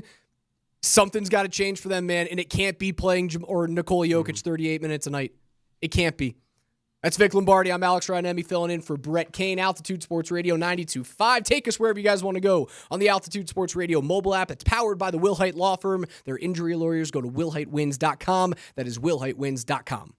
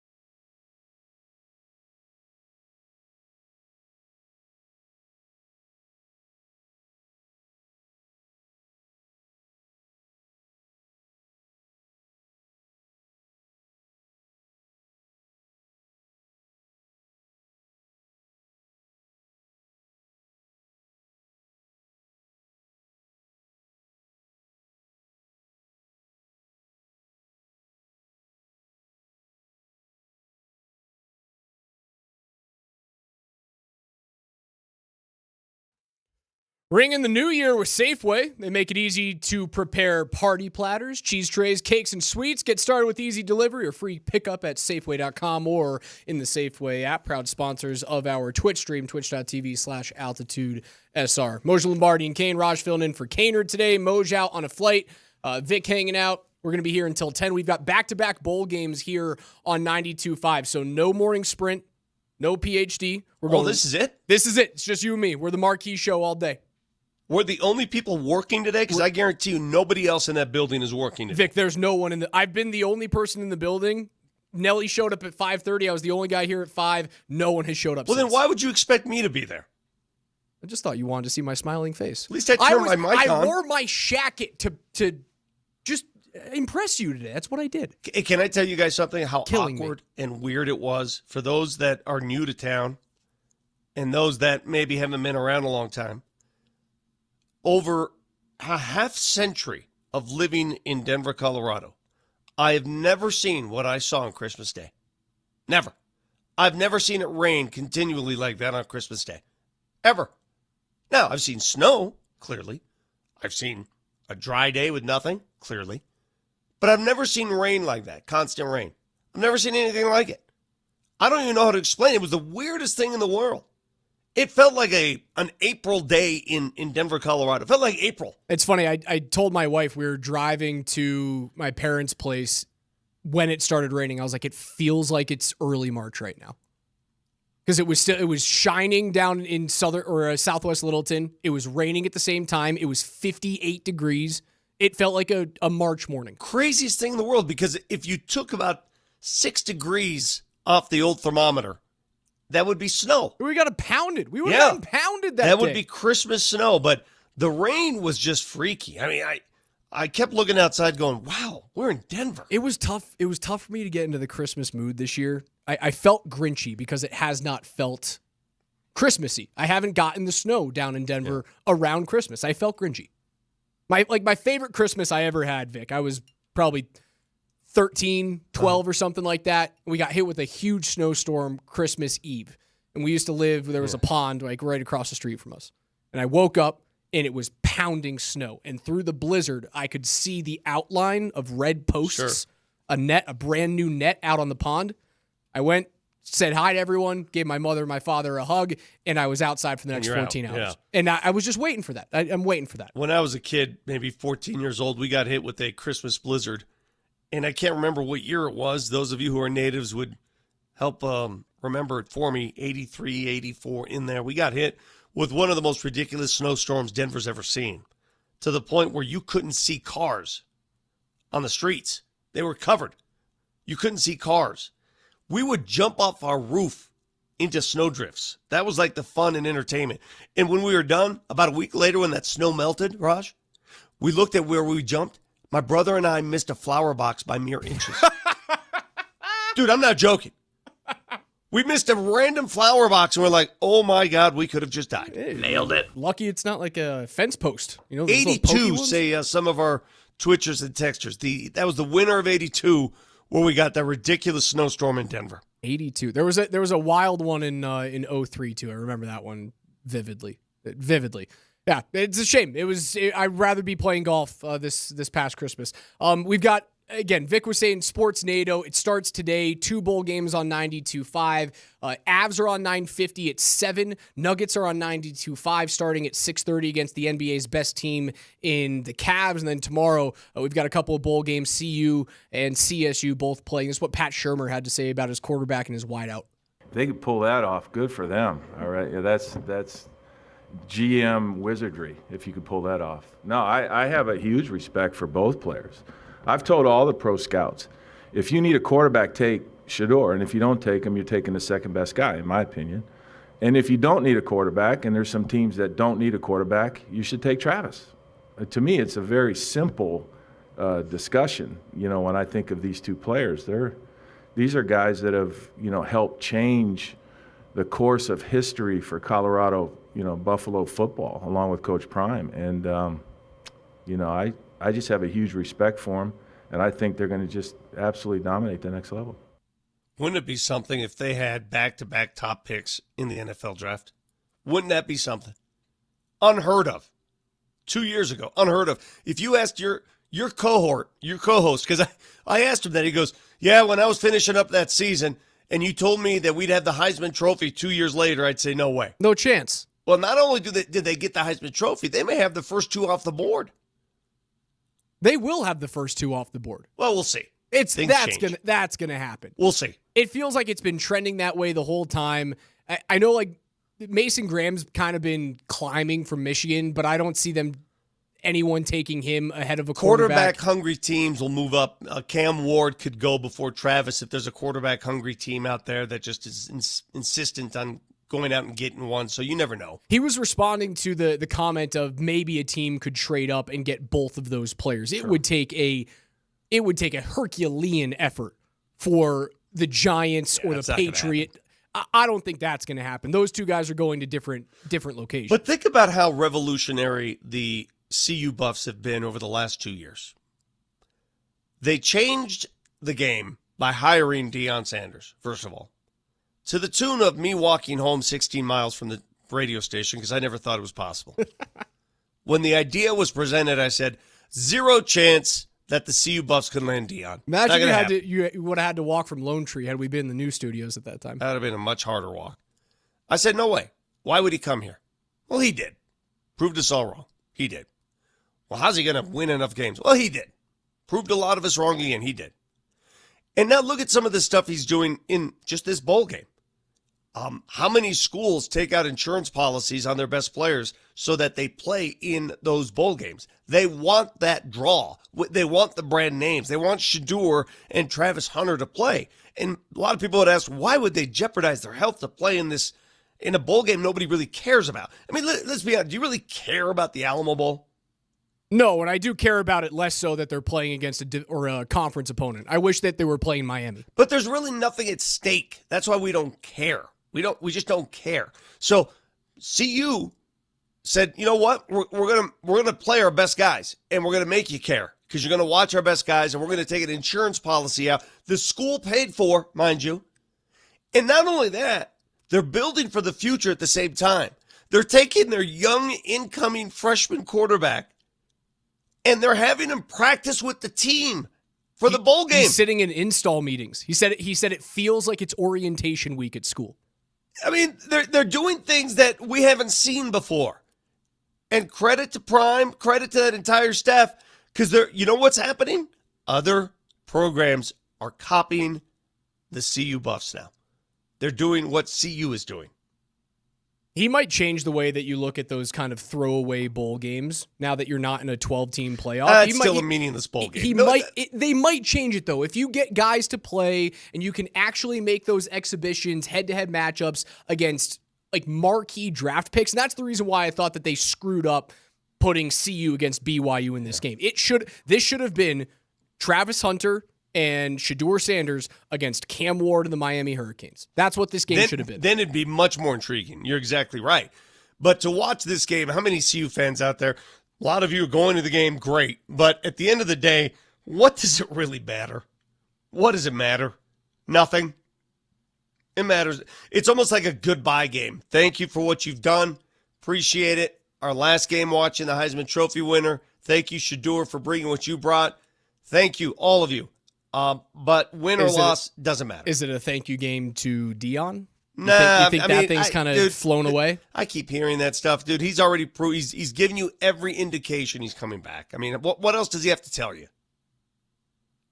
How else can he prove it to you? Until Pierce gets fired in Vegas. If you're going to believe everything you read, he's not an NFL coach, dude. He's a college coach. He builds kids. He's not that. I don't see him in the NFL ever. The only time that it would actually make sense is if he's able to coach Shador. And I don't think the Sanders family is a Mara family, if that makes any sense. Yeah. Like, I don't think the Giants are going to select him. When we did the scramble a couple of days ago for Christmas Day, we were talking about I think the Giants have a greater chance of trading out of the number 1 pick and trying to go and grab like J.J. McCarthy from Minnesota, because I think that O'Connell and the Vikings are looking at what they have with with Sam Darnold figuring out how to be a true number one quarterback, and the great marriage that they have between him and Justin Jefferson, and going, I don't want to upset that apple cart. Well, here's another classic example too. You really want people to watch CU BYU. What are we doing with the scheduling here? Why do we have everything going on tomorrow? Everything. Every sport known to man. I'm surprised there's not a damn baseball game tomorrow. Every sport under the sun is played tomorrow. Let's get weird. What time's the Broncos game's at 2:30, so you don't have to worry about that. That's not an issue. CSU's a day game. That's a day bowl game, right? CSU and the Broncos are competing head-to-head against one another. You got CSU, Miami, Ohio in the Snoop Dogg Bowl, which you can hear on 92.5. Coach Sanford's going to be on color in that game. And then, go ahead and finish the schedule. College football has BYU, Colorado at 5:30, which comes on right after the Broncos game, which is a 2:30 game on our NFL Network. And the Broncos game won't be over by then. You know how that works. It'll be close. It'll be in the fourth. Okay. And then, what is that? Tomorrow night, you have the Nuggets' second leg of a back-to-back at home against the Pistons. All right. And then what about the Avs? Avs do not play tomorrow. Avs only play tonight. Okay. All right. Now, what do the other NFL games? There's only 3 NFL games tomorrow. We have the early game is 11 a.m. Chargers-Patriots. Afternoon, Broncos-Bengals. And then 6 p.m. is Cardinals-Rams. Really good football game. I mean, that's just crazy to me. It's all tomorrow. It's stacked. It's stacked. It's stacked, but it's not it could be worse. It is staggered. It's stacked and staggered. It's not that bad. It's really not that bad. Hanging out with you guys all the way until 10 today. Again, Brett is off today. He'll be back on Monday. Moj on a flight with the Avs as they take on the Utah Hockey Club this evening. Their first game back after the 3-day schedule hiatus for the NHL. They take Christmas and Christmas Eve off. They'll be back tonight, 7 p.m. pregame show with Mark Springer on AM 950. Berto's got your pregame for the Nuggets and the Cavs tonight at Ball Arena starting at 6:30. Vic Lombardi, Alex Ryanemi. This is Moj Lombardi and Kane on Altitude.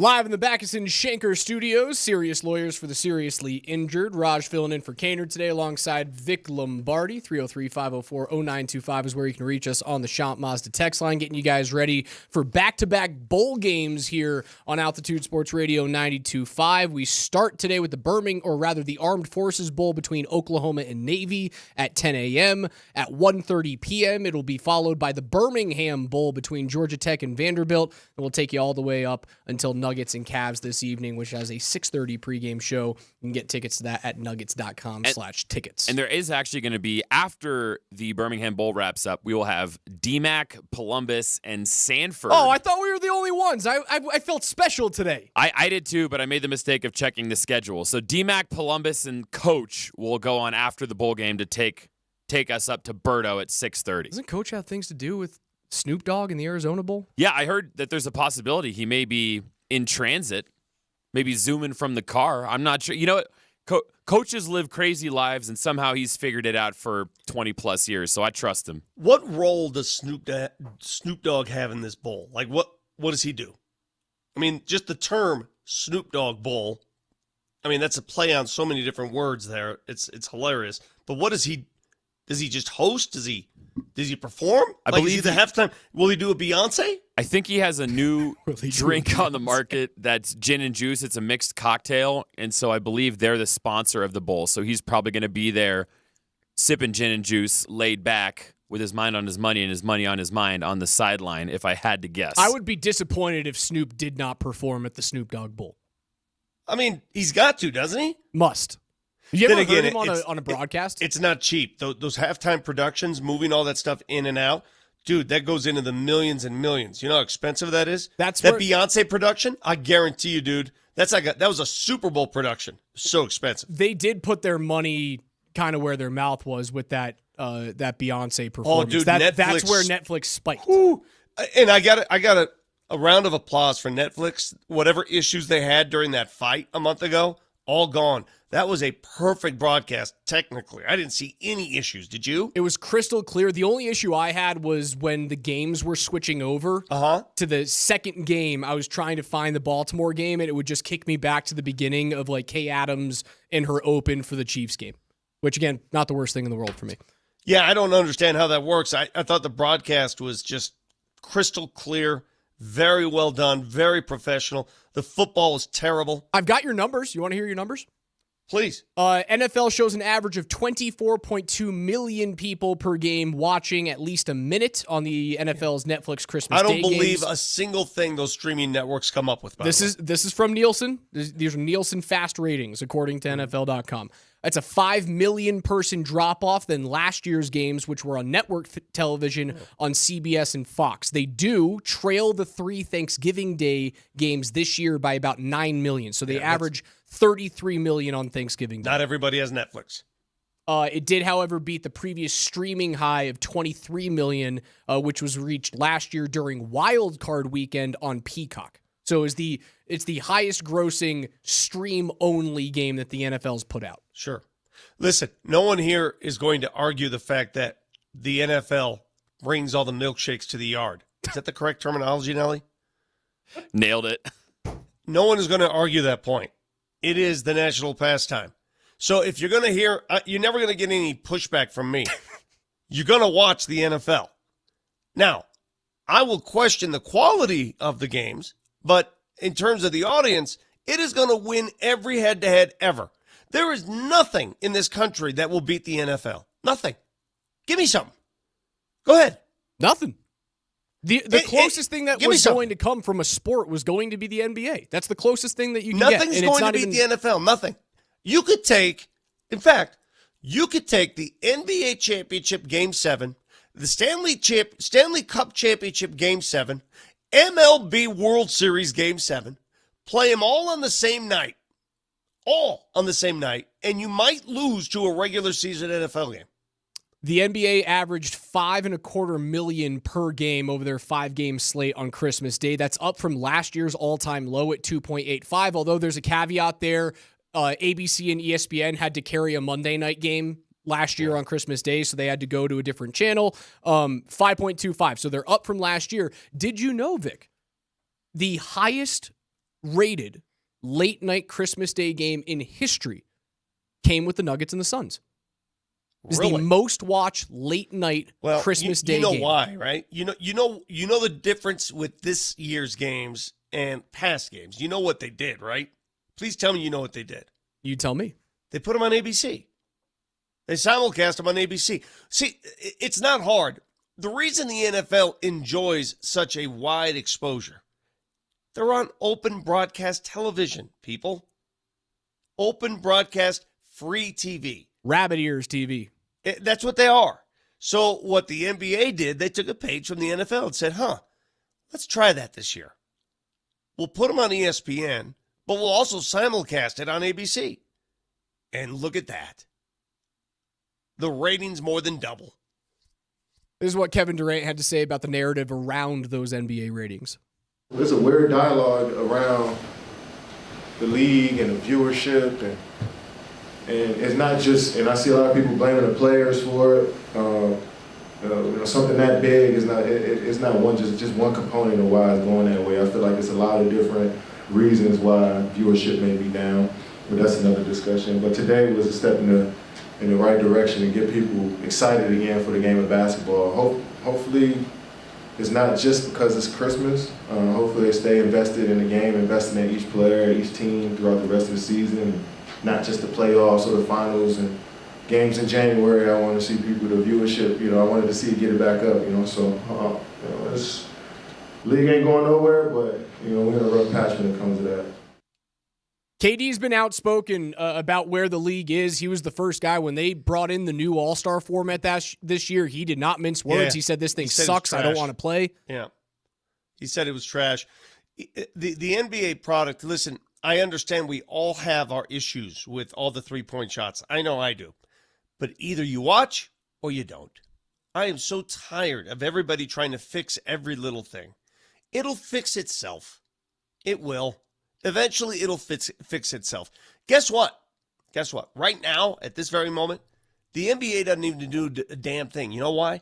Because they've already acquired a mega television deal moving forward, and they don't have to do a damn thing to fix anything. Money's coming in. Plenty of money. Now, eventually, that money's going to dry up, and another TV deal will come up, and that's when you start doing some fixing. Right now, they don't have to do a thing.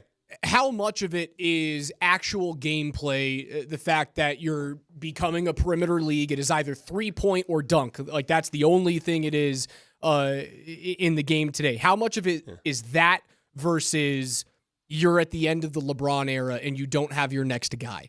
I don't care about that era stuff. And we talk about that all the time now. I mean, it is pertinent in the NBA, man. Like, you find a guy, and that creates 20 years of ratings. It depends on why you watch. Everybody's got different reasons to watch. If you're watching because you have to watch the guy, then you're a fringe fan. You're a cash. You're a casual. I watch great basketball. That's me personally. I don't know what you do. I watch great basketball games. I watched Indiana versus Oklahoma City last night.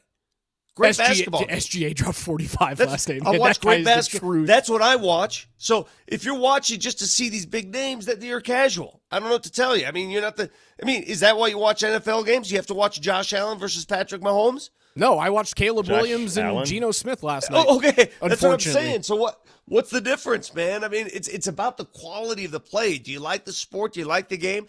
The game has gotten away from us a little bit because there's too much given to the three-point shot. It's too valuable. And I guess we moan about it in Denver because the Denver Nuggets attempt the fewest three-point shots in the league. Now, if we were more like the Boston Celtics that attempted the most three-point shots in the league, perhaps we'd have a different vantage point. This is not a three-point shooting team. It's not built that way. They do shoot it decently, though. That's the thing. But they don't take the volume. They just don't. Look at the volume. Give me this number. Go ahead and look it up for me because I'm too slow with the Google. With the computers. How many attempts did the Nuggets have from three against Phoenix on Monday night versus Christmas night? Monday night versus Christmas. Just attempts from three. Not makes. Attempts. I'd like to know the difference. All right, I'm going to find this for you very quickly. Because I guarantee there's a correlation there. Guarantee it. And then you're watching the game on Christmas night, and what happens? The Nuggets on Christmas night attempted 29 threes. They only hit 8 of them for a 8 of 29. 27% So the clip. attempts were 29. Give me Monday night. The Suns threw up 36 in that game. Okay, give me Monday night. Monday night in the 117-90 win, the Nuggets attempted 41 threes. Do you see something there? 39% clip at 16, man. Like, that's what I'm saying. I've said this for weeks. They don't shoot the three poorly. People were trying to tell me, oh, they're not a three-point shooting team. That's not the truth. They just don't do it. Yeah. They just don't. They decide for some reason that we're not going to go with the trend that the rest of the league is going in. They're a better team when they jack it up. Well, the three-point line changes everything. I'm watching that Phoenix game on Christmas night again, and the Suns hit their first 6 threes. First 6 of the game. Wide open. And I'm sitting there next to my wife and going, well, it's going to be a long night. It's going to be a long. And that's the problem with the NBA. If a game is dictated on one shot, then that's not good. It's not good. You got to have different variations, different ways to win. Well, the beginning can't be about one thing. The beginning of that San Antonio and New York game on Christmas Day as well, I think Wemby's first 4 field goal attempts were all deep threes, and one of which was like a logo 3 2 minutes into the game. Karl Anthony Towns, the other big in that matchup, the first 3 attempts of the game for him were threes. It felt odd to me. Like Bridges was the only guy who was deciding to go into the paint, and that's a 2-guard. Sure. Somebody on the text line 1363 writes in, I said that the NFL is obviously king. We're not here. This is not breaking news. You put any NFL product on the air, it's going to be ratings king. So when I see all these ratings come out, it just makes me go, yeah, big deal. We know this already. I don't need you telling me that a bunch of people watch the NFL. We know this. Thank you. Thanks for this new information. Somebody said, I contended you could take Game 7 of the MLB World Series, Game 7 of the NBA, Game 7 of the Stanley Cup. You could put them all together, and they may lose a regular season NFL game, ratings-wise. That's how crazy it is. Somebody said, well, the NCAA men's Final Four would compete. No chance. No chance. You know what? The Final Four is not even the most... That's not even the most watchable product of the tournament. No, the most watchable product's the first 2 games. First weekend. 2 games of the tournament. That's where everybody watches. The best weekend of the year. It's not even close. The reason why the Final Four is so nice is that it matches up all the time with the Masters. That's what makes that weekend awesome. I get to watch 4 Masters rounds and then Monday. Well, yeah, because you'll get like a 2 seed against a 9, and it's a blowout. Speaking of college basketball, did you see Jim Larrañaga step down at Miami? I did. Just in the middle of the season. Well, he referenced 2 years ago his team gets to the Final Four, and after that run, 8 of his players entered the transfer portal, and he said, yeah, I'm out. Yeah, I don't know how to deal with this. He's not built for this. He steps down abruptly after 14 seasons in Miami. He was famously the guy at George Mason who made that crazy Final Four run. I think they beat like a number 1 seeded UConn on the route to that thing.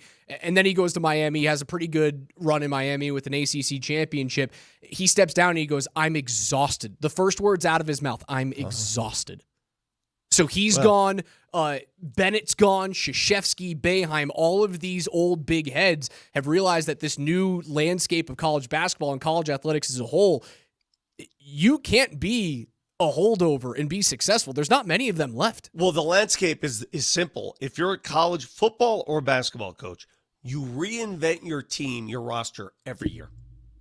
Your turnover is annually. It's not every 4 years. It's not recruit and develop. That's gone.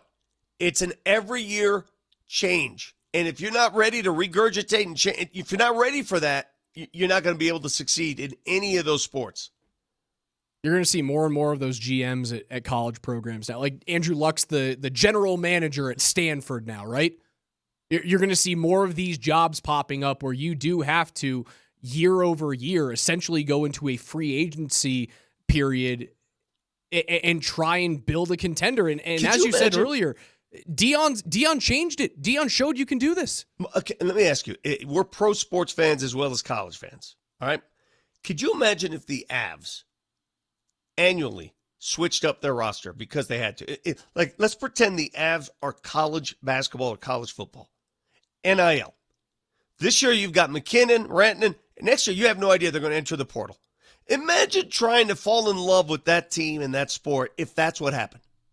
Just keeping tabs on those teams. You can't. It wasn't hard to fall in love with Shador and Travis, though, this year.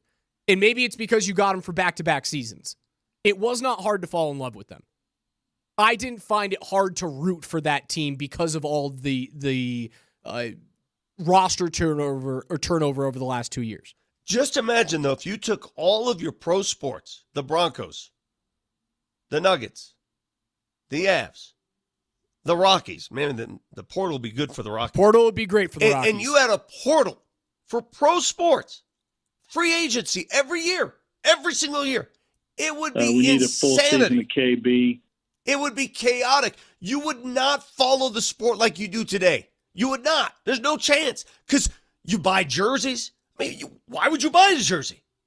Would you go invest in a McKinnon jersey if you knew he had a chance to enter the portal every year? Probably not. No. Probably not. I never invested in a college football or college basketball player's jersey until they were out of the school, but granted, I came from a different time. I think when you're doing the college thing, you're buying the school more so than the player. Yes. You're buying the school, right?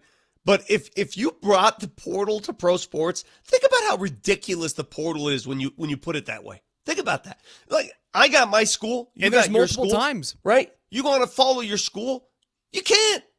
I don't know who's going to play quarterback for Syracuse next year. You have no idea. I have no idea who's going to play quarterback for my school. I have no idea. I don't know who they're developing. Vic, I couldn't tell you a single player on the Syracuse basketball team right now. Not one. Not a single guy. Is that good? No, it's terrible. It's not good. It's terrible. What it does now, you're just rooting for the name. You're just rooting for the name, and that's it. You have no association. You have no history with the player. Oh, I watched this player grow. And yet, here I am. I'm going to watch the damn games. Do you think I'm going to miss the CFP? Hell no. Is that the reason why we're seeing more and more of these former players who have never really coached being turned into coaches? So like DeSean Jackson now has been hired by Delaware State to be their head coach. Maybe so. Maybe because they understand how free agency They've works. Gone they play through pro that. sports. I feel like that's the reason why we're seeing more and more of these stars be turned. It's not the former player turned coach is nothing new. That's been there for years. I mean, I've never seen anything like it too. In respective cities, fans of other teams. Like when I go to a Broncos game and I see a dude randomly show up in an Eagles jersey, I always ask myself, what the hell are you doing here? Why are you at Mile High wearing an Eagles jersey? They're not even playing today. The Eagles are playing somebody else. It's just more of this random association with teams. Just randomness. It's going to continue to happen. Yeah, it's going to permeate its way into college sports as well. It's Vic Lombardi, Alex Reinemi filling in for Brett Kane today. Take us wherever you guys want to go on the Altitude Sports Radio mobile app powered by the Wilhite Law Firm. They're injury lawyers, and you can go to wilhitewins.com. That is wilhitewins.com.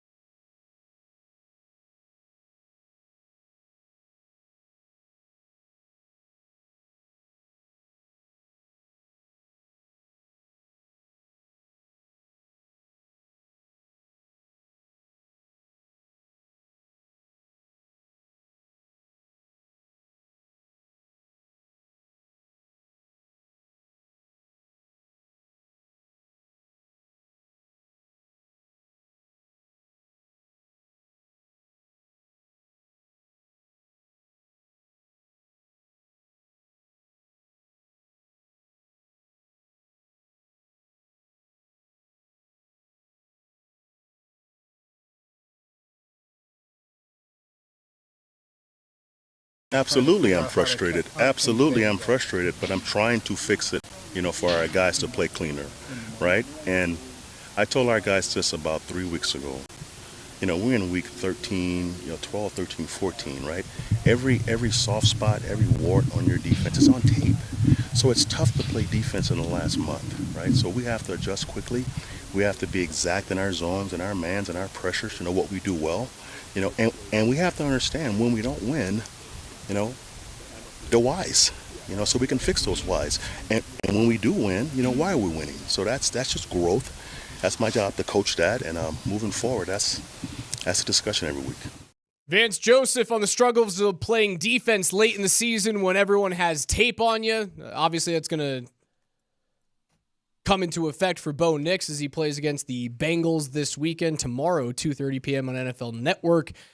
Big playoff atmosphere type of game here, but Vance does get Riley Moss back. That feels like it's been the Achilles heel. The only one that they've had this year is when you lose a corner like that, who is a bona fide 1B, if not the best 2 in the league right now, the defense kind of goes by the wayside.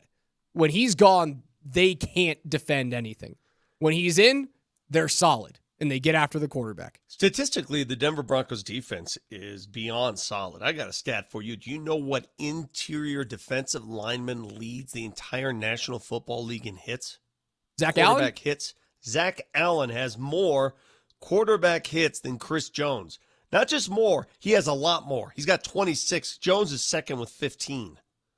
Quarterback hits. Not necessarily sacks. I think the hits, the pressures are just as vital as sacks. Yeah, making sure that the ball gets out, not necessarily on time for the offense. That's everything. And the interior defensive line has been great. The reason why the Broncos have gotten so much out of their defense has been the fact that Jonathan Cooper and Nick Bonito have been a two-headed monster that we didn't anticipate this offseason. Yeah, and it's complementary. The D-line is working in unison with the secondary, right? And they're that's how it operates. I watched a documentary yesterday. It was on YouTube. The Broncos produced it. They did a great job on the no-fly zone. And I'm watching the no-fly zone do their thing years ago, and how perfect, how they complemented one another perfectly. That is so important. It's like a secondary in the NFL. Even though, let's say you're playing man, you're playing almost a zone because you're giving a guy over to another dude. That's why it's so hard to say, Patrick Surtain, you're guarding, you're going to go out there and you're going to cover Jamar Chase the entire game. Okay, that's easy to say.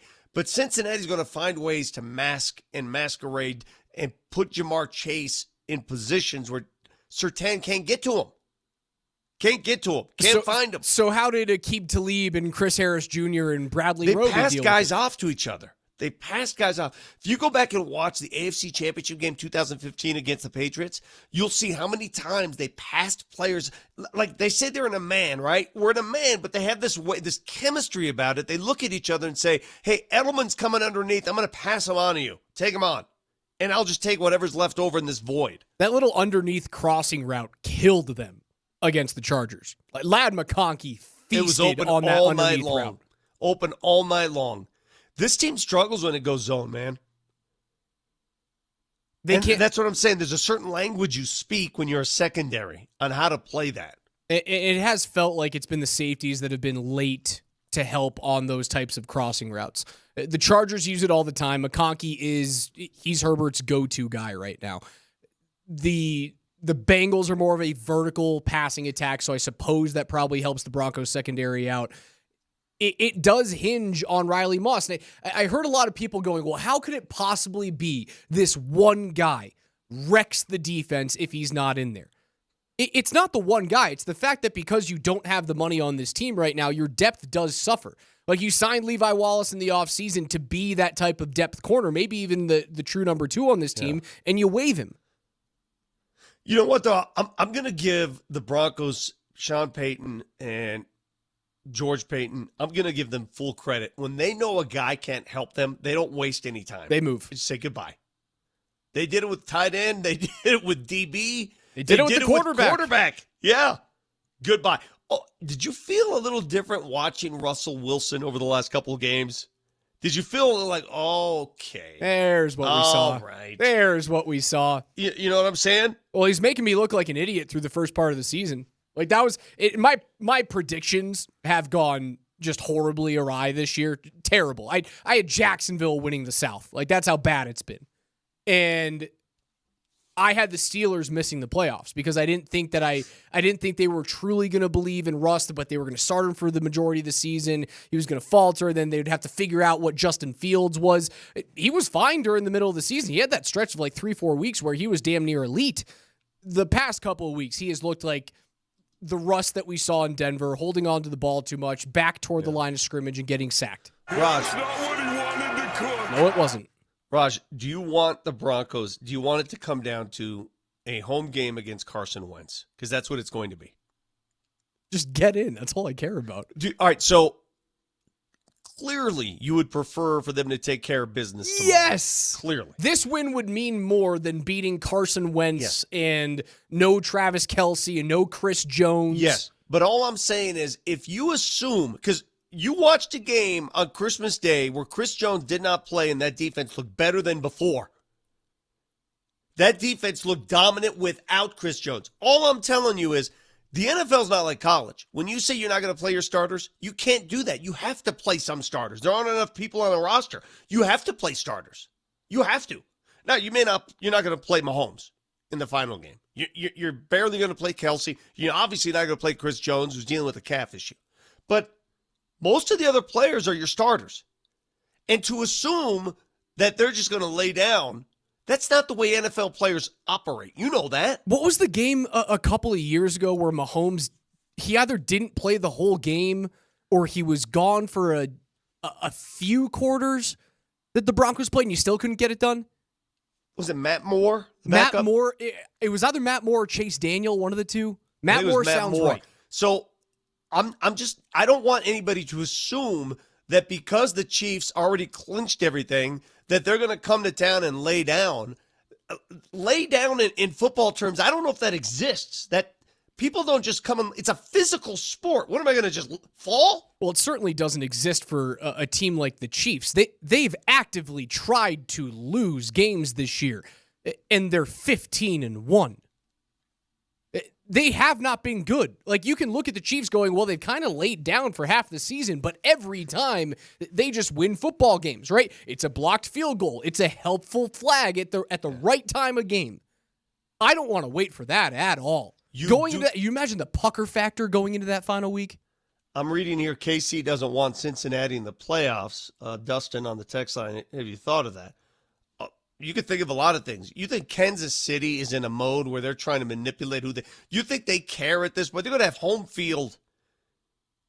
I'm just telling you, you may prefer certain opponents. Sure, you may have a preference. If I'm Kansas City, I would prefer someone other than Cincinnati. But what are you going to do if you're Kansas City and you come to Denver next Sunday? There's no such thing as laying down. I don't know what even that means. You think Andy Reid's going to come in and say, we're going to lay down in this game? I also think Andy Reid wants to prove that Carson Wentz can be a quarterback, like a starter in this league for a bad team. Give me the definition of laying down. Give me the definition of letting the Broncos win. How do you do that? The closest thing you can do is not play your shoe-in Hall of Fame quarterback. Okay, that's the you're not closest going to play him. do. So you're telling me then that Carson Wentz is unable to beat a team here in Denver? Carson Wentz can beat you. So Carson what is laying down exactly? What does that mean? I don't know if it exists. I think the closest thing that you can get to laying down an NFL game is not playing your marquee starters, not playing Chris Jones and Patrick Mahomes and Travis Kelce, and that's the reason why they look so good against Pittsburgh, right? Mahomes goes off for 323 touchdowns. Kelce breaks the all-time touchdown record for the Chiefs. That's the reason why they beat the wheels off of Pittsburgh. Maybe the preference should be to look at the other side and say Denver wins 2 more games. They have a chance to surpass Pittsburgh in the playoff seedings. Maybe you look at it that way rather than backing in. God, I look at so many different sides of this. Cincinnati, man, we've heard about this. Cincinnati's yet to be the starting quarterback in the National Football League this year. Did you know this? Wait, what do you mean? What do you mean? Every win they've had is against a backup of some sort.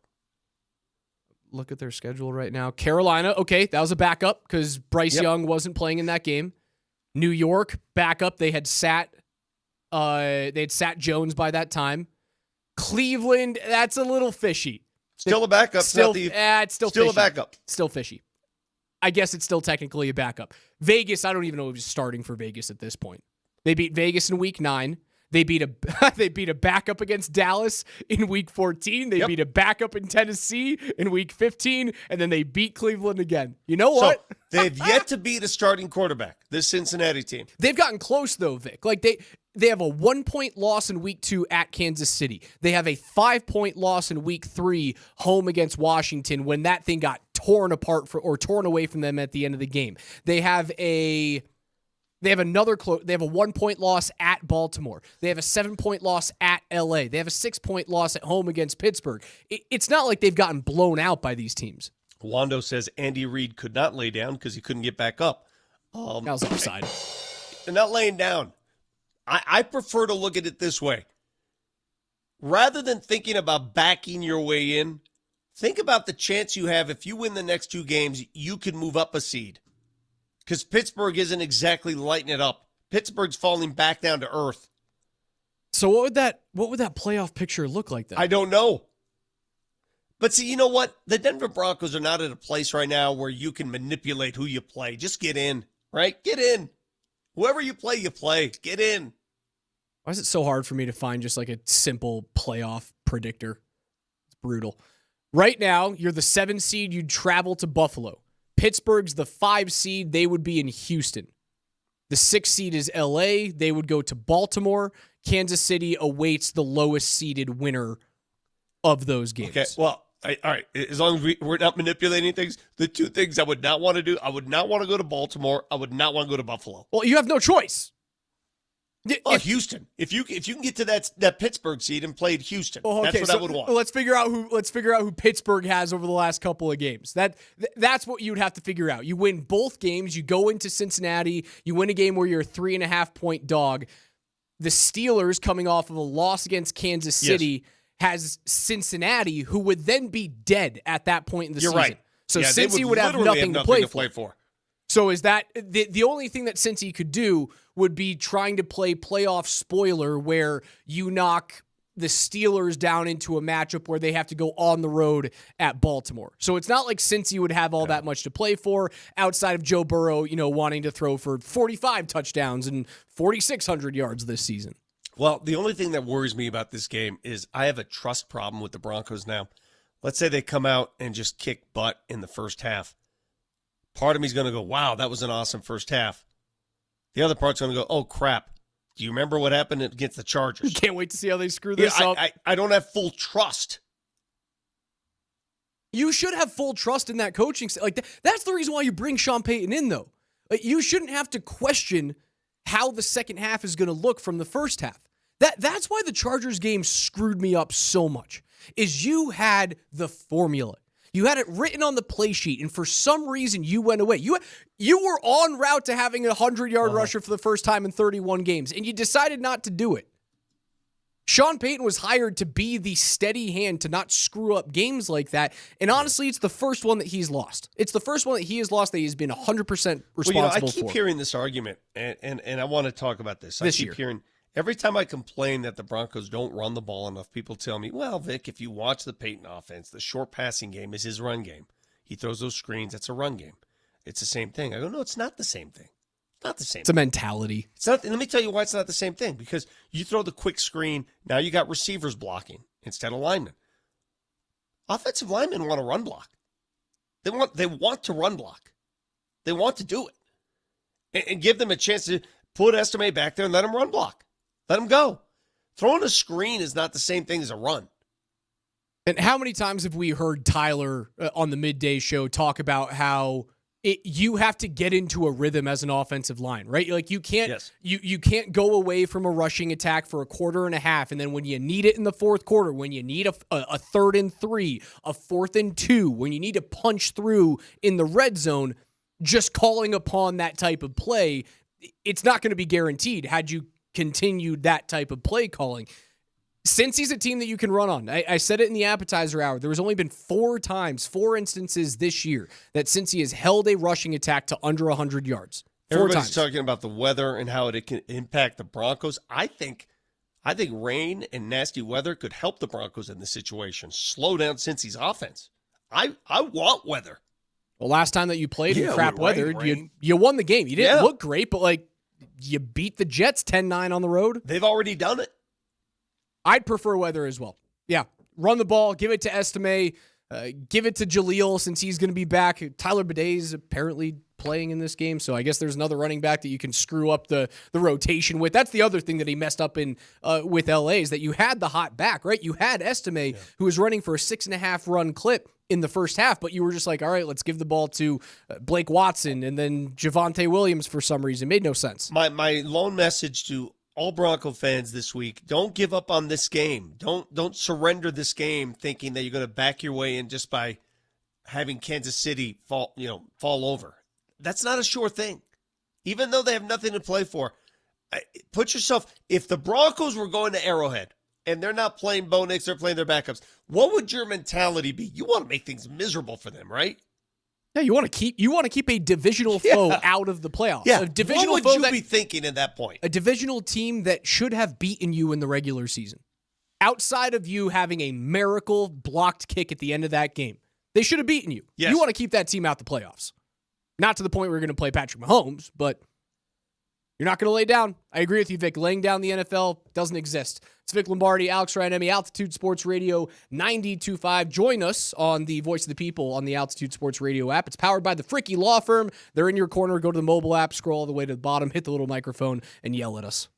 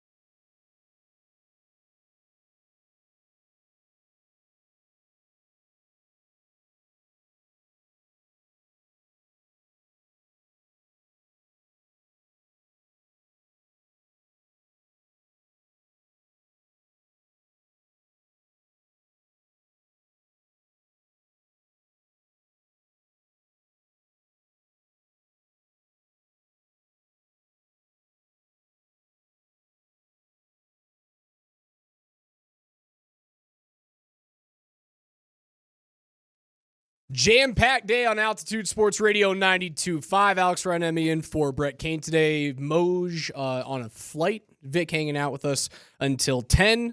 Bringing you guys all the way into the Armed Forces Bowl starting at 10 a.m. with Oklahoma and Navy. So no morning sprint today. No PhD. The Birmingham Bowl will take over at 1:30 with Georgia Tech and Vanderbilt. There'll be a little bit of a blitz with DMAC and Columbus and Coach Sanford up until the Nuggets on 92.5 this evening at home, hosting the NBA's best, the 26-4 Cleveland Cavaliers, which we were talking about what Hastings has coined the Christmas light schedule for the Nuggets, where it's just win, loss, win, loss, win, loss, green, red, green, red, green, red. There's a whole bunch of green on that Cavs schedule, man. That team is complete. You know what? I am tired of looking at the Nuggets schedule and saying, oh, this game's going to be tough. Oh, this game's going to be easy. Oh, this game's going to be... None of that matters. The Denver Nuggets have proven to us already. They're very capable of losing to the worst teams in the league and very capable of beating the best teams in the league. So it doesn't matter. I don't care who they play, when they play, how they play. It's what they bring. It's how they feel. No more about who they play. I'm trying to erase that from my memory bank. I'm trying to. It's hard to do. How do you prep for a game then? You just play your game. You play your game. What is the Nuggets game right now? I tell you what, defensively, it's a mess. Defensively, it's an outright mess, and it's been that all season. Offensively, I would like to see them attempt more threes. I mean, Nikola Jokic can't be the only guy shooting threes. He's the best three-point shooter in the league, by the way. I got to read this text from a friend of mine. I've never seen someone so dressed up for the morning show on television. I'm wearing a jacket. Did Roz just come straight from the club? I'm wearing a jacket and a long-sleeve black T-shirt. Again, as this texter so aptly put, I've never seen someone so dressed up for the morning show. Hey, you know what? I didn't technically dress up for the morning show. I had to be on TV this morning at 7:15. So I dressed up for Erica and KTVD and all that. By the way, the hardest call sign in the world to say. KTVD, that is, I don't know how I don't stumble over that every time. They're going to be on Channel 20 tonight for those of you who are looking for the Nuggets game. Can I give you something to look forward to in the Nuggets game and probably the point of the game where you can say, okay, they may win this? Please. First half leads. The Nuggets are the only undefeated team in the NBA when they lead at halftime. They're 8-0. No other team can say that. The only team in the NBA, when they lead at halftime, they're 8-0. I wouldn't have guessed that because of all it feels like there's a bunch of fourth quarter collapses. And I felt like most of those would have had to have come off of halftime leads. It tells you two things. They're not a first half team because they've only, they haven't had many halftime leads, only 8, right? Well, they're not a second quarter team. Yeah, they're not a first half team at all. So be better in the first half. They're 8-0 when leading at halftime. That's number one. And number two, you're playing a Cleveland squad tonight, which is mismatch city for you because I don't know how you deal with their backcourt. They got two dudes who will drive right by everybody. They got two dudes who are not afraid to go to the hole, not afraid to shoot jumpers, not afraid. That is a matchup nightmare for the Nuggets Does tonight. Darius Garland or Donovan Mitchell scare you more? Both. Because look at the last time they played. I think they went each for 29 and 24. 28 and 24, I think the numbers. Nikola Jokic in Cleveland had a triple-double, all for naught. They got beat pretty good. And those two guards dominated the game. So that's the key tonight. Keep those guards under control. Keep those guards out of the interior. Because when they get going, then it's so much easier for their big men. I mean, Mobley will start dunking and finishing alley-oops. Jared Allen. Keep those guards under control, which is easier said than done. Garland and Mitchell combined for 52 points in 33 minutes. They went 9 of 20 from beyond the arc in that game. Karis LeVert came off the bench for 27 minutes and 21 points. He went 5 of 6 from beyond the arc in that game. Guards. Keep the guards out of the lane. Keep the guards under control. It's been the Nuggets' nemesis. Because here's what happens defensively, and here's why I think the Nuggets are struggling there. A guard gets by a fellow guard, suddenly has a 2-on-1 opportunity, Either you go straight to the hole, and we've seen that countless times, or it forces the defense to rotate because you're out of position. Rotation doesn't happen in time. Wide open threes. Wide open. But it all emanates when a guard gets beat one-on-one up top. That's where it all starts. That's where the breakdown starts. Stay in front of your man. Do you know this? There's been 38 different lineups in the NBA this season who have played at least 98 minutes together. I don't know where that 98-minute threshold comes from, but let's just say who have played together a lot. The number one 5-man lineup in the league right now in terms of net rating: Russell Westbrook, Aaron Gordon, Nikola Jokic, MPJ, Christian Brown. And it's not particularly close. I'm somewhat surprised, and then I'm not. I mean, any lineup with Nikola Jokic is going to have a net rating that is pretty damn good, right? Yeah, he's the most efficient player in the league. I mean, any lineup will. And therein lies the problem with the Nuggets. To fix the other stuff, you have to almost take away from that number you just gave me. You have to subtract somebody. You have to trade a key player there to fix the entire game. You have to be okay with not being dominant with your starting 5 on the court. I was about to say on the It's ice. almost a mindset for the entire franchise. You have to be okay with not being top heavy, not having 3 maxes. Well, the issue is that you signed the extension, so now you're locked into it until at least the offseason. Well, you're locked into 2 of them. You're locked into 2 of them. You can trade MPJ's name is coming up. That's why the only reason MPJ's name is because he's the only one you could trade. It's the only tradable asset on the team. And the only other guy that you can move in terms of salary, because you have to match salaries in the NBA, is a guy that nobody wants. That's because why I go the back. term is insane on the Zeke Naji deal. This witchcraft that the Avs pulled off. I mean, everyone in the NHL knew that the Avs' problem, their kryptonite, was their goaltending.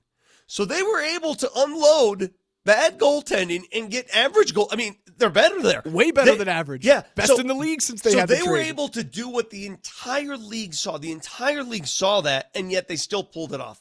So you don't think the rest of the NBA knows that the Nuggets' only tradable asset is MPJ right now? You don't think they know that? Can they do what the Avs did? Can they get better by pulling that trade off? I don't know. I don't know if you can this year. I think you might be able to have a little bit more flexibility in the offseason, but you've then made your bed, right? Like outside, I said there's 3 things you can do. You either keep everything the same, you trade Michael Porter Jr., which it doesn't seem like they want to do, or the third one is, and I don't think the organization wants to do this at all, is you would move on from the coach. Those are the only 3 things that you can do in season right now.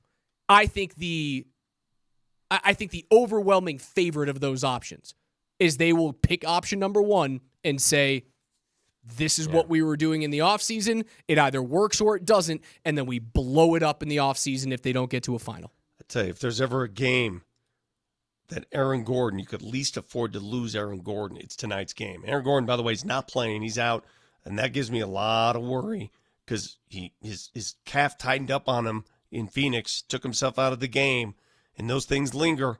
Remember, he missed 11 games with that calf strain, and now it's back. And if he's not playing tonight, I find it hard to believe he'll play tomorrow night. I also didn't think that Jamal was going to play in the second game on 3 nights with a sprained ankle. That was an weird ankle to me. is a lot different than a sprained calf. A sprained calf, it's a lot different. If you got a sprained ankle, have you suffered each of them? The ankle, yes. The calf, I'd probably say no. If you strain your calf and you feel it tightening up again, you get the hell off the court immediately, because if it goes, you're done for a month. Luka Doncic was on crutches after his game Christmas Day. He's done for a month. That's what caused KD's second ACL, right? Or his Achilles. It just doesn't go away. It doesn't go away. It's always going to linger. And AG felt it tightening up again. I'm telling you, dude, this could be a season-long issue. I hope it's not. He waited a week and a half longer than he really needed to the first time. He waited extra time, came back, and now the calf is back. That scares the hell out of me. Again, tonight you're playing a team that is huge. Now, they got 2 7-footers, essentially. They got 2 big guys. You needed AG tonight. You desperately needed him tonight.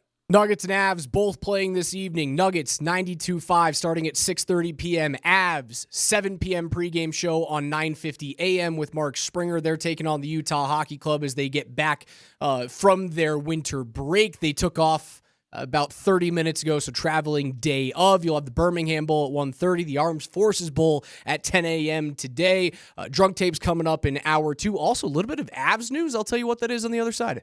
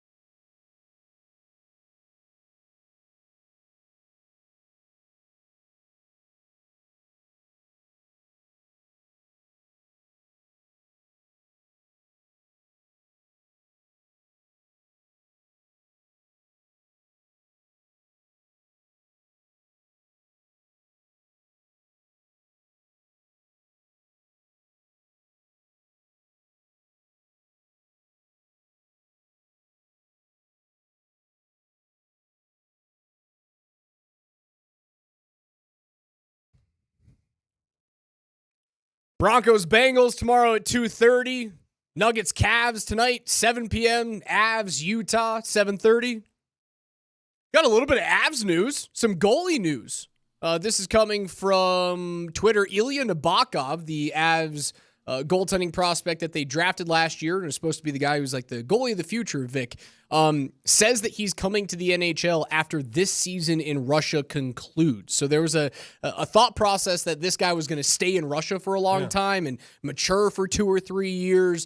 That seems like it's not the case. It seems like he's going to play out his contract this year, and then he intends to sign a contract with the Avs next season. How old is he? 21. Okay. He was an older drafted goalie. Gotcha. But seems like he's the best goalie in the Russian KHL league this year. And while the Avs do have Scott Wedgwood under contract next season as a backup, Mackenzie Blackwood is a free agent this year.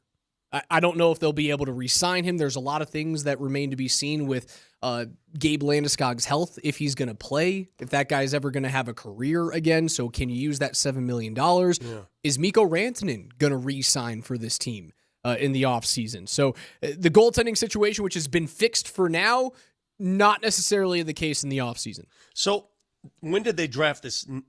How do you pronounce his name again? Nabokov. Ilya Nabokov. When was he drafted? This past year. This past offseason. Who is the last Avalanche goaltender, drafted goaltender, that really thrived in the Mark Denis.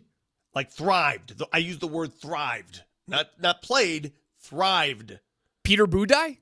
Okay. All right. I wouldn't call that a thrive, but that was a solid backup. He helped win a cup, right? No, I don't think Budaj was part of those teams. I think you're thinking of David Abisher. Okay. So I guess what I'm saying is if they go pull a rabbit out of the hat there.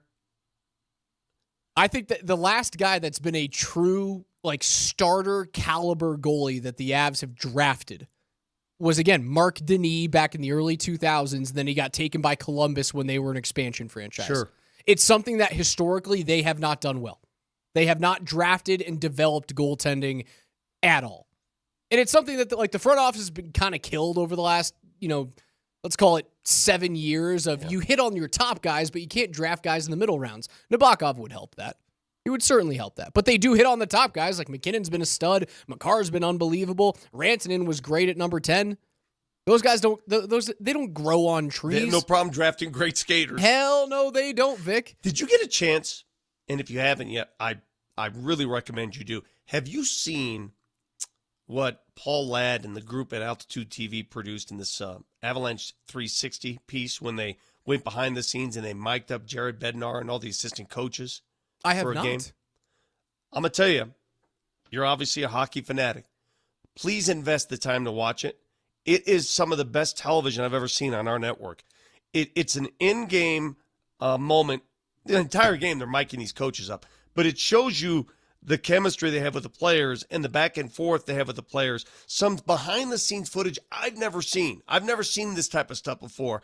Do you remember that game where Jared Bednar challenged an offside because the opposing team put it into the zone and the puck wrapped all the way around and back out? Do you remember that game? Yes. Well, he was mic'd up for that game. Altitude TV mic'd him up, and you got the exchange between him and the official and what they were looking at, and then you got the communication he had with his replay coach and all that stuff going on. Fascinating television. And you also get an inside look at what he tells his team during timeouts and during intermissions. Good stuff, dude. I've never seen any of this before. I want that stuff live. Well, you're not going to get it live. I know, because I want that stuff live. I know you're not going to get it live because you have to have a chance to edit it. Words are used.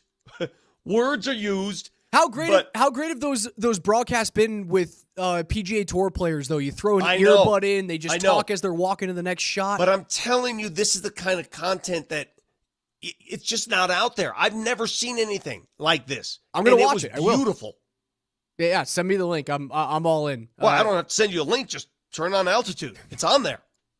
Avs tonight, 7:30, 7 p.m. pregame show on AM 950. You can listen to that on the Altitude Sports Radio mobile app, powered by our friends at Will Hite Law Firm. Find them at willhitewins.com. Vic, thank God we're at this position with the Broncos where even though the conversation around like the defensive coordinator and whether or not he's going to be a scapegoat for Sean Payton. How much of that do you believe, by the way? That Sean Payton is setting Vance Joseph up to be a scapegoat if the Broncos don't make the playoffs. Well, let's not forget who hired Vance Joseph. It was Sean Payton. It wasn't forced upon him. He made that choice. It's his guy. He brought him in.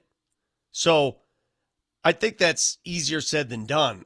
They're in this together. Now, most offensive-minded coaches, when things go wrong, they're not going to blame themselves. They'll blame the defense. They'll blame the defense for a lot of things. But defense, would we both agree, the defense has been better than the offense this year? The defense is the reason why you're in a playoff position. That's the reason. And you have competent quarterback play from a rookie. Yes. But the defense, by and large, has been better than the offense. That's true. I don't think it's even close. But two things can be true at the same time. The defense is also leaking a little oil here late in the season. That's true as well. Opposing teams are finding ways around it. Got to stop the leak in the toughest spot I think you could go right now against the number one passing team in the National Football League. A quarterback who will pick you apart. Joe Burrow's last 5 games. Actually, let's go even farther than this. His passing logs for his past few games. This touchdowns. He's got 3 touchdowns in each of his last 5 games. He's thrown for north of 250 yards in all of those 5 games, north of 300 yards in 3 of them. That's coming off back-to-back games against Vegas and Baltimore. They lost by 1 point on the road to the Ravens, where he combined for 9 touchdowns through the air to just 1 interception. That's it, and he only took 4 sacks in that game. Like that, he is the best quarterback that you have faced this entire season. Yes, that includes Patrick Mahomes. And yet they suck. And yet I'm looking at those numbers, and I'm trying to digest that. At the same time, compare it to the fact that Cincinnati has not beaten a starting quarterback yet this year. Every win they've had is against a backup quarterback. That baffles me. Baffles me that they haven't beaten a decent team. But again, as I told you earlier, like it's not like their game log looks that ugly. They've kept it close against some really, really good teams. Watch what happens tomorrow, Raj. We're both expecting. I mean, most rational people would look at this and say, those guys they score a bunch of points. Maybe there's an opportunity, since their defense sucks, for Bo Nix to score a lot of points. We're expecting something like 35-31. Watch it be a 9-3 classic. Nothing could be worse than last night. Last night was I don't even know. How do you describe that final possession by the Bears? How do you describe the coaching there? The offensive line in Chicago that's a problem. If you don't fix that in the draft in the offseason this year, Caleb Williams will never turn into a decent quarterback. He might die. You know how many times he's been sacked this year? I was looking at it. He's closing in on the Derek Carr record that he set back in 2022.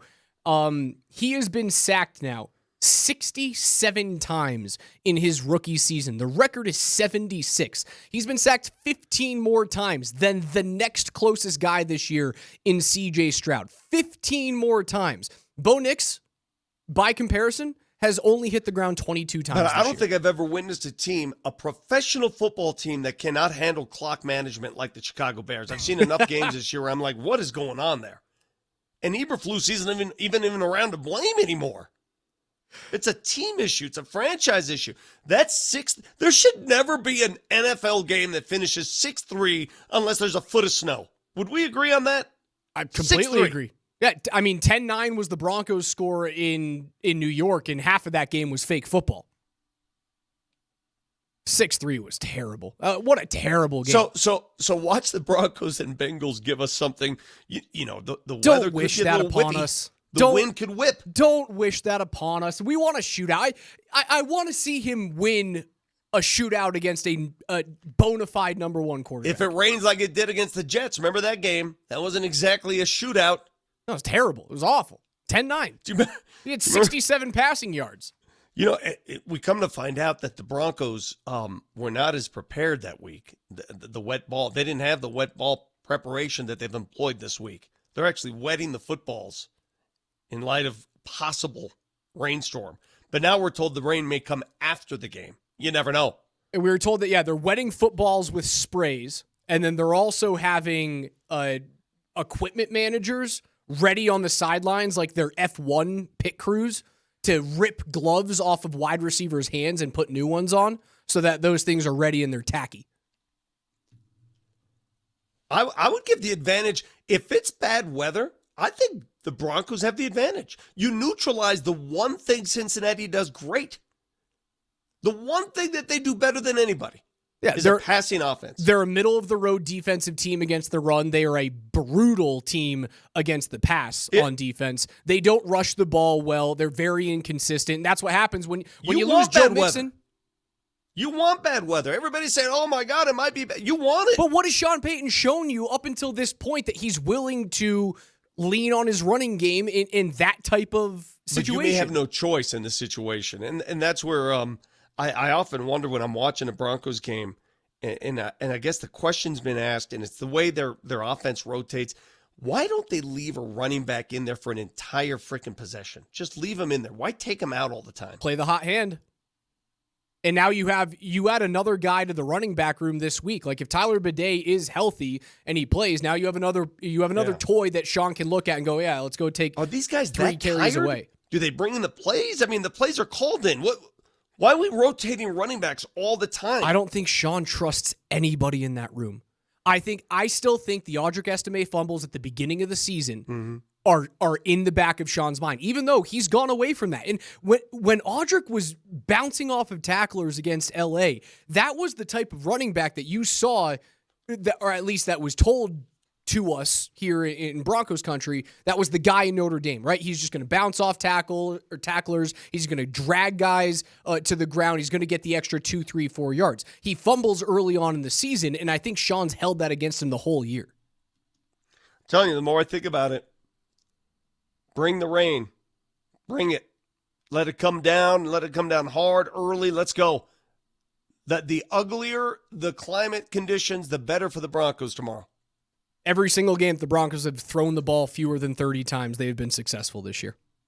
It's a pretty clear-cut key. Don't throw the ball 40 times, and you can probably win that football game. You can probably do it, especially when Riley Moss is back in your secondary. Your clinching scenarios this weekend, Vic. Broncos clinch with a win. You win, you're in. Either one of those last 2 games against Or Cincy. a tie, right?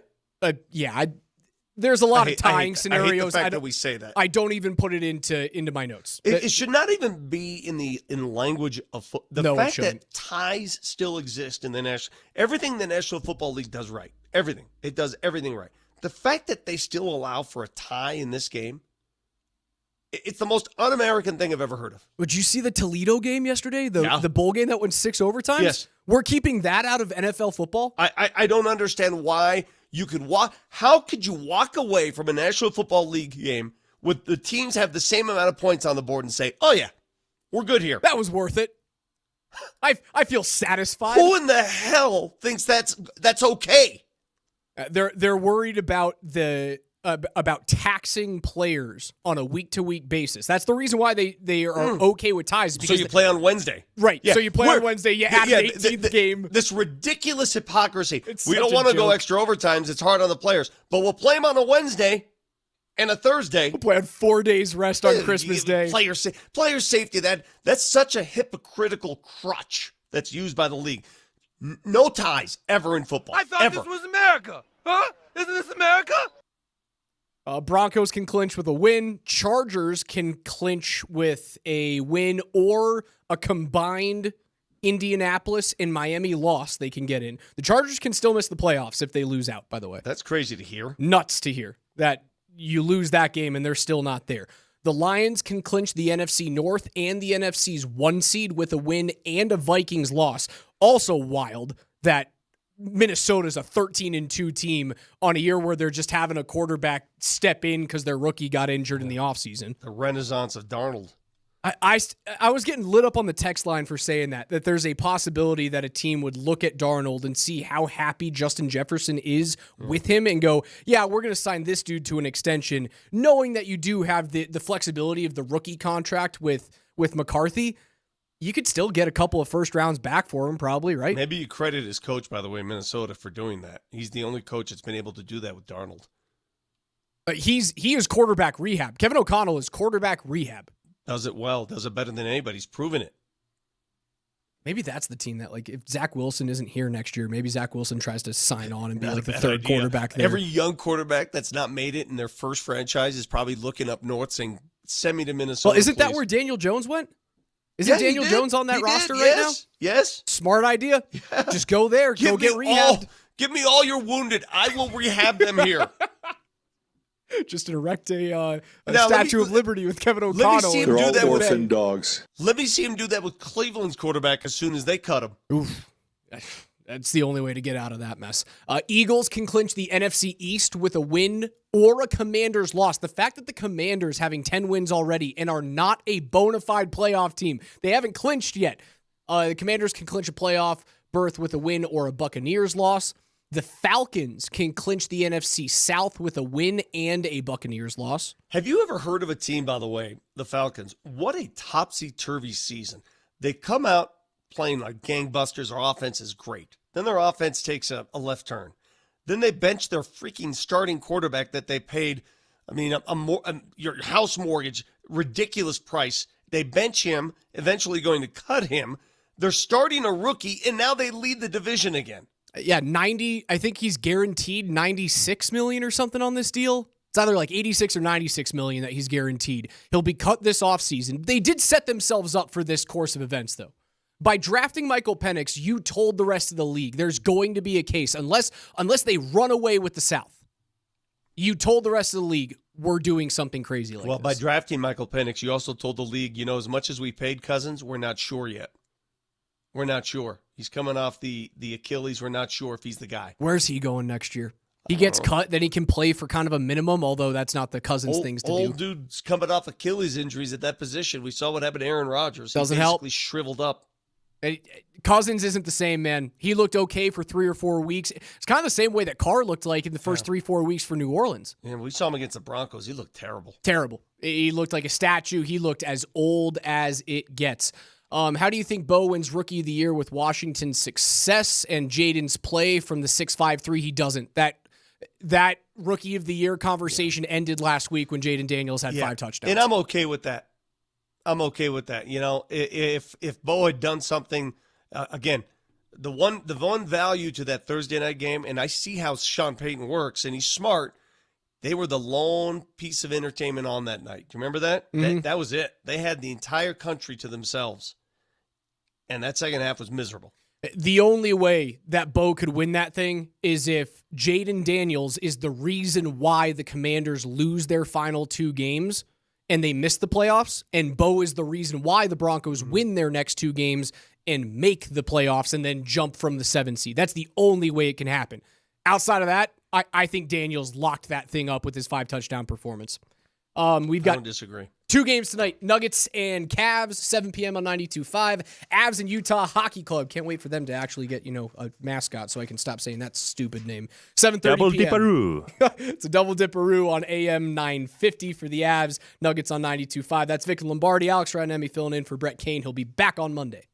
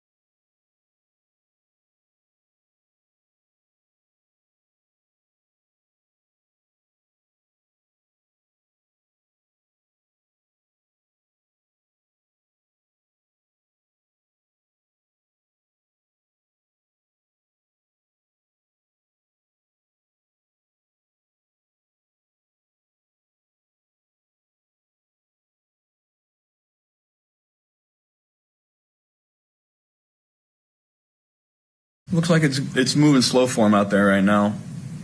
I've had a chance to watch them on TV a couple times this year, and they do a good job on offense, running the ball, play action. But then, when he's asked to draw back and make plays, he seems to consistently make them. I think he's got a much stronger arm than people thought. I think he's playing really good football right now. Joe Burrow on the rookie quarterback season from Bo Nix. Moj Lombardi and Kane. Raj filling in for Kaner today. Moj out, Vic in. We'll be with you guys until 10, until the Armed Forces Bowl takes over. That's Oklahoma and Navy. That'll be immediately followed by the Birmingham Bowl between Georgia Tech and Vanderbilt. We'll take you guys up with DMAC, Columbus, and Coach Sanford for probably an hour or so, maybe just a little bit north of that, before the Nuggets take on the best team in the NBA, the Cavs. Before we get back into these quarterbacks here, Vic, you mentioned Luka Doncic. I just saw on ESPN out for at least a month, is what ESPN's saying? Yeah, he tore that calf, just blew it up. I mean, even Aaron Gordon, when he missed a month, right? He missed 11 games. He wasn't on crutches. He could walk. So this is even worse than Aaron Gordon's. And Aaron Gordon's situation is back. It's not as bad, but the calf tightened up enough to where he's not playing tonight. And if he's not playing tonight with a tight calf, find it hard to believe that he'll be able to play tomorrow night against Detroit. They've got so many games coming up, too. This Nuggets schedule gets really, really condensed. It's not. You ever had a tight calf, bro? I haven't. I've messed up an ankle and I've messed up a groin. My recurring one for years, and honestly right now, groin is brutal for me. I don't want to hear about your groin, okay? I can show you. Nelly, you ever had a tight calf?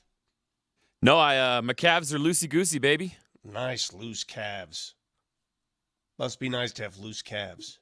Knock on your wood, boys. Calves are still nice and loose. Do you deal with tight calves often? Everything I got is tight right now. Everything. Just tight. Tight calves, tight quads, tight hammies, tight.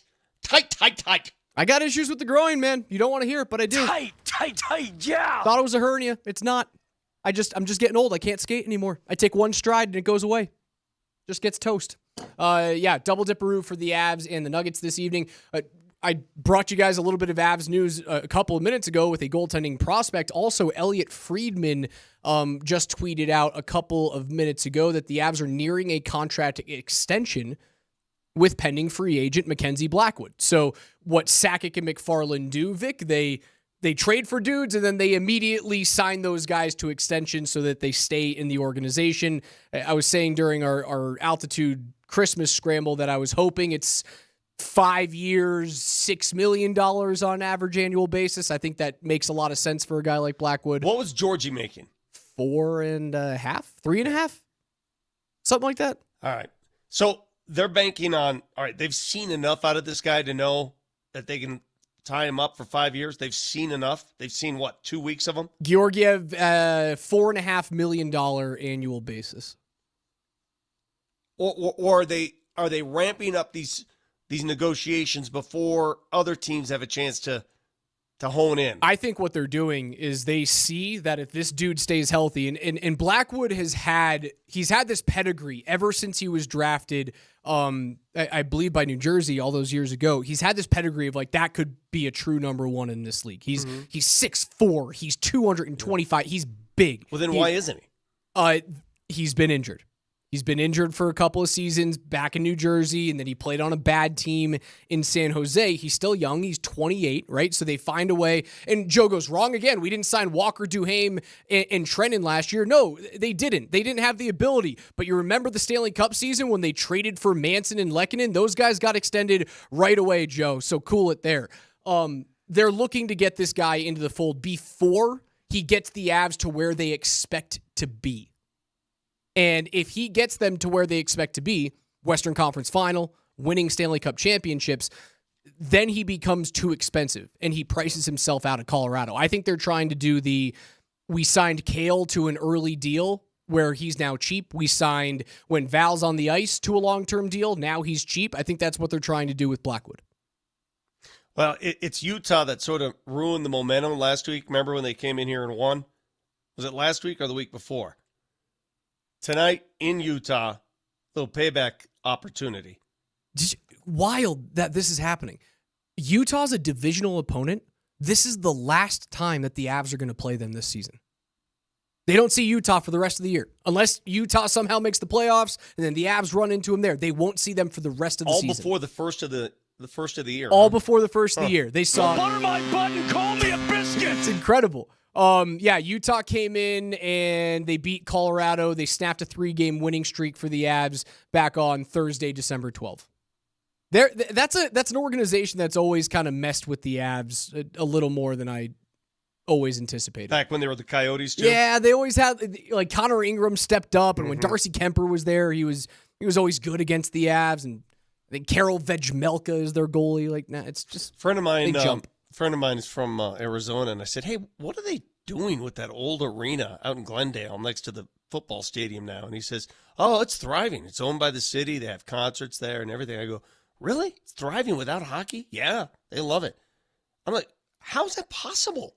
Yeah, you lose 82 events, 41 events a year. That's crazy. Crazy to me too. We heard from Joe Burrow a few minutes ago about Bo Nix and his. Honestly, he's been better than anticipated this year. My question to you for this game: You know what Bo Nix is, and I just saw the numbers. I think Wando shared them with us. You know what Bo Nix is statistically? He's Russell Wilson. Take a look at their numbers side by side. He's a cheaper Russell Wilson. Not this year, not next year. Numbers-wise, production-wise. If you're saying, what are you going to get out of Bo? The numbers are almost exactly the same, man. It's crazy. It's crazy. Very similar numbers. Completion percentage, both about 64%. Passing yards, very similar. Touchdown interception ratio, very similar. Greater chance this game. The Broncos get a 100-yard rusher, or they hold Joe Burrow to under, let's call it 275 yards passing. Greater chance. What is the greater chance to happen this week? The Broncos get a 100-yard rusher for the first time in 32 games back in 2022 with Latavius Murray, or they hold Joe Burrow to under 275 passing. I think those are complementary stats. I think if they can control the ball, they can do so by running the ball, get that 100-yard rusher, keep Joe Burrow off the field, and that'll affect his numbers as well. So I think those both work hand in hand. But I would go with maybe a 100-yard rusher. If they're sold out to run the ball, this would be the week to do it. McLaughlin, full participant in practice. Tyler Bidet comes back, questionable for the game, but full participant in practice. Audric Estime looked really good in that first half against the Chargers. I'm begging for them to find some sort of rushing attack, because if they do make the playoffs, there's no shot that you can surprise anyone if you don't run the football, especially if you have to go to Buffalo. It's also hard to have a 100-yard rusher when you don't have, like, I was watching, remember that Jonathan Taylor game last week where he ran a couple from 50-yard plus? You don't see that out of the, you don't see a running back take off for like this 50-yarder, this explosive play. They'll get to 12, 10, they'll get those, but no big piece of meat out there that there's no 50-yard run in the offense. No explosion. Cincy hasn't really been a defense that you can get chunk running plays off of against. Like, they've been okay in terms of keeping the home run rushing play off the field. They're just the team that you can just continually march down 4.5 yards, 5 yards here. It's a 3rd and 2. You don't have to worry about getting stuff throughout the middle there. You are right, though. They haven't had the home run attack. No. You thought Melvin Gordon could possibly be that guy. He was just a fumble waiting to happen. Who's the last true home run hitter that they had? In this offense? Yeah. Where he touched the ball, he'd go? Yeah. I mean, you've had spurts of players that were able to do that. You remember C.J. Anderson the year that they won the Super Bowl against Cincinnati? That off-tackle play to the left that he took to the house? Like a 45-yarder. You remember that? Yeah. I mean, I'm talking about that kind of run where you're running a pure off-tackle, and next thing you know, it's in the end zone. That's not something we've seen here. No, and certainly in the Sean Payton offense, the only time that you've seen those explosive plays have been, the 93-yarder through the middle of the field a few weeks ago. The pass, or a little screen tunnel pass to Marvin Mims, and then he scampers away for 45 yards, the one that he had last week where he got all the way down to like the 4 or the 5 yard line. You have not had it out of the backfield in years. There's nothing more deflating for a defense than an off-tackle play that goes 50 or goes the distance. Well, that's how the game ended for the Broncos. That's how the Chargers ended the game. Right? Outside of the scramble from Herbert on 3rd and 10 in the shadow of his own goalpost, there was a 44-yard, I'm almost positive, it was a 44-yard gain at the end of that game that just, you could feel all of the air get let out of the balloon. And you were technically still in it. So much has to happen for that to work. Your receivers have to be able to block downfield, and your running back has to make a play, man. Your running back's got to be, fast enough and wiggly enough to make a move down the field. Yeah, defensive drive 9 from that one. Broncos stuff Edwards on first. They let the clock run. Johnston drops one on 2nd down. 3rd and 10 with the clock stopped. Herbert runs for 16 down the right side. The very next play, 44-yard game from Gus Edwards, game's over. And they haven't had that. They have not had the ability to put those two types of plays together and start to strangle a game away from an opponent.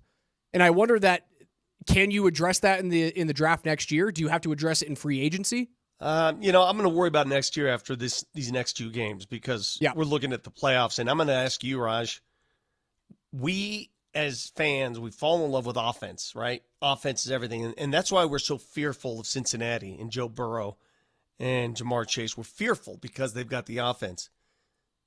But this team sucks.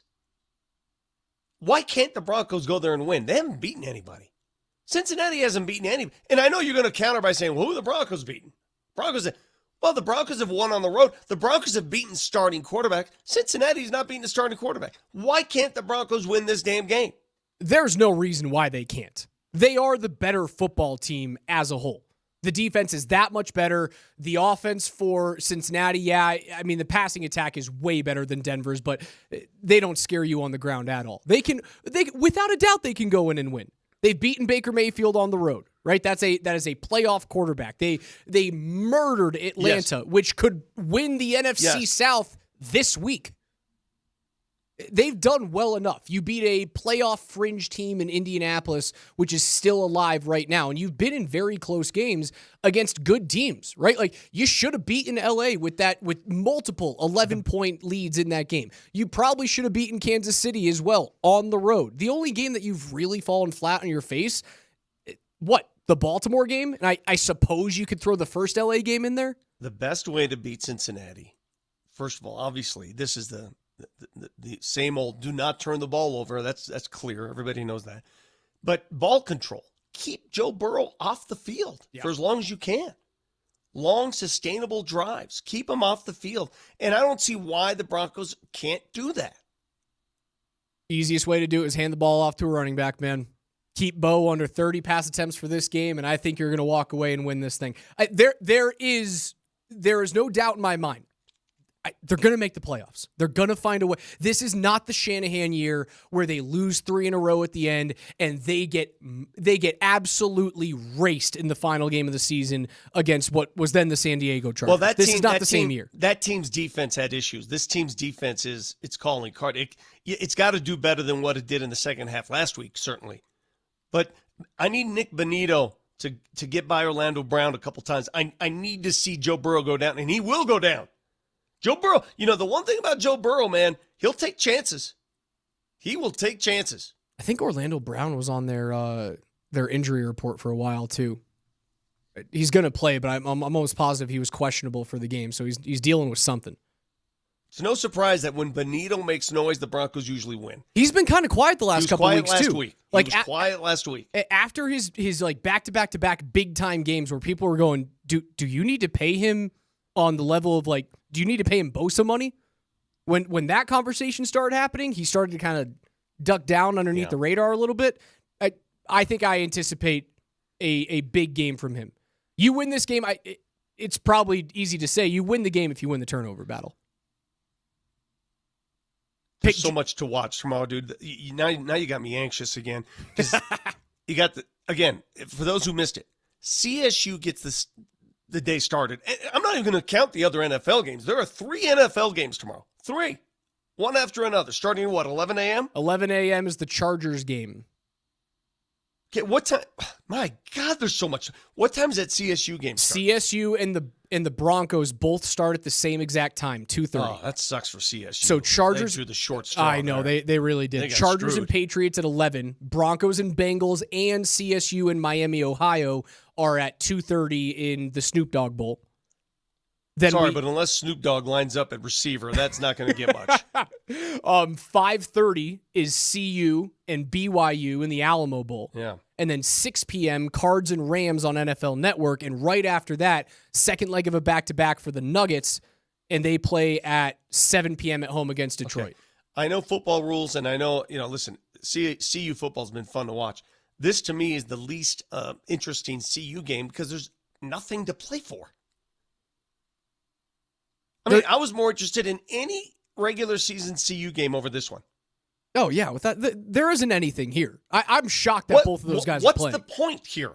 What are we looking for? Like, let's say Shador lights it up. Travis lights it up. I've learned nothing. I've learned nothing. Even if they have bad games, I've learned nothing. Let's say they go in for a half and Shador throws 2 picks and is 9 of 16 for 120 yards and a touchdown and 2 picks. I learned nothing. I almost wish that they could start like the young 17-year-old quarterback. Oh, that would be sweet, right? In this world, why can't you? You can do everything else in college football. Just throw the kid in. Juju Smith, by the way, is with the team in San Antonio. He's going through all these install meetings, stuff like that. He says it's a breadth of knowledge for him. Vic Lombardi, Alex Ryanemi. On the other side, it is a Friday. We'll get into some drunk takes, get some picks throughout the rest of the day. Double Dipperoo on Altitude, 950 Avs at 7:30, 92.5 Nugs and Cavs on 92.5.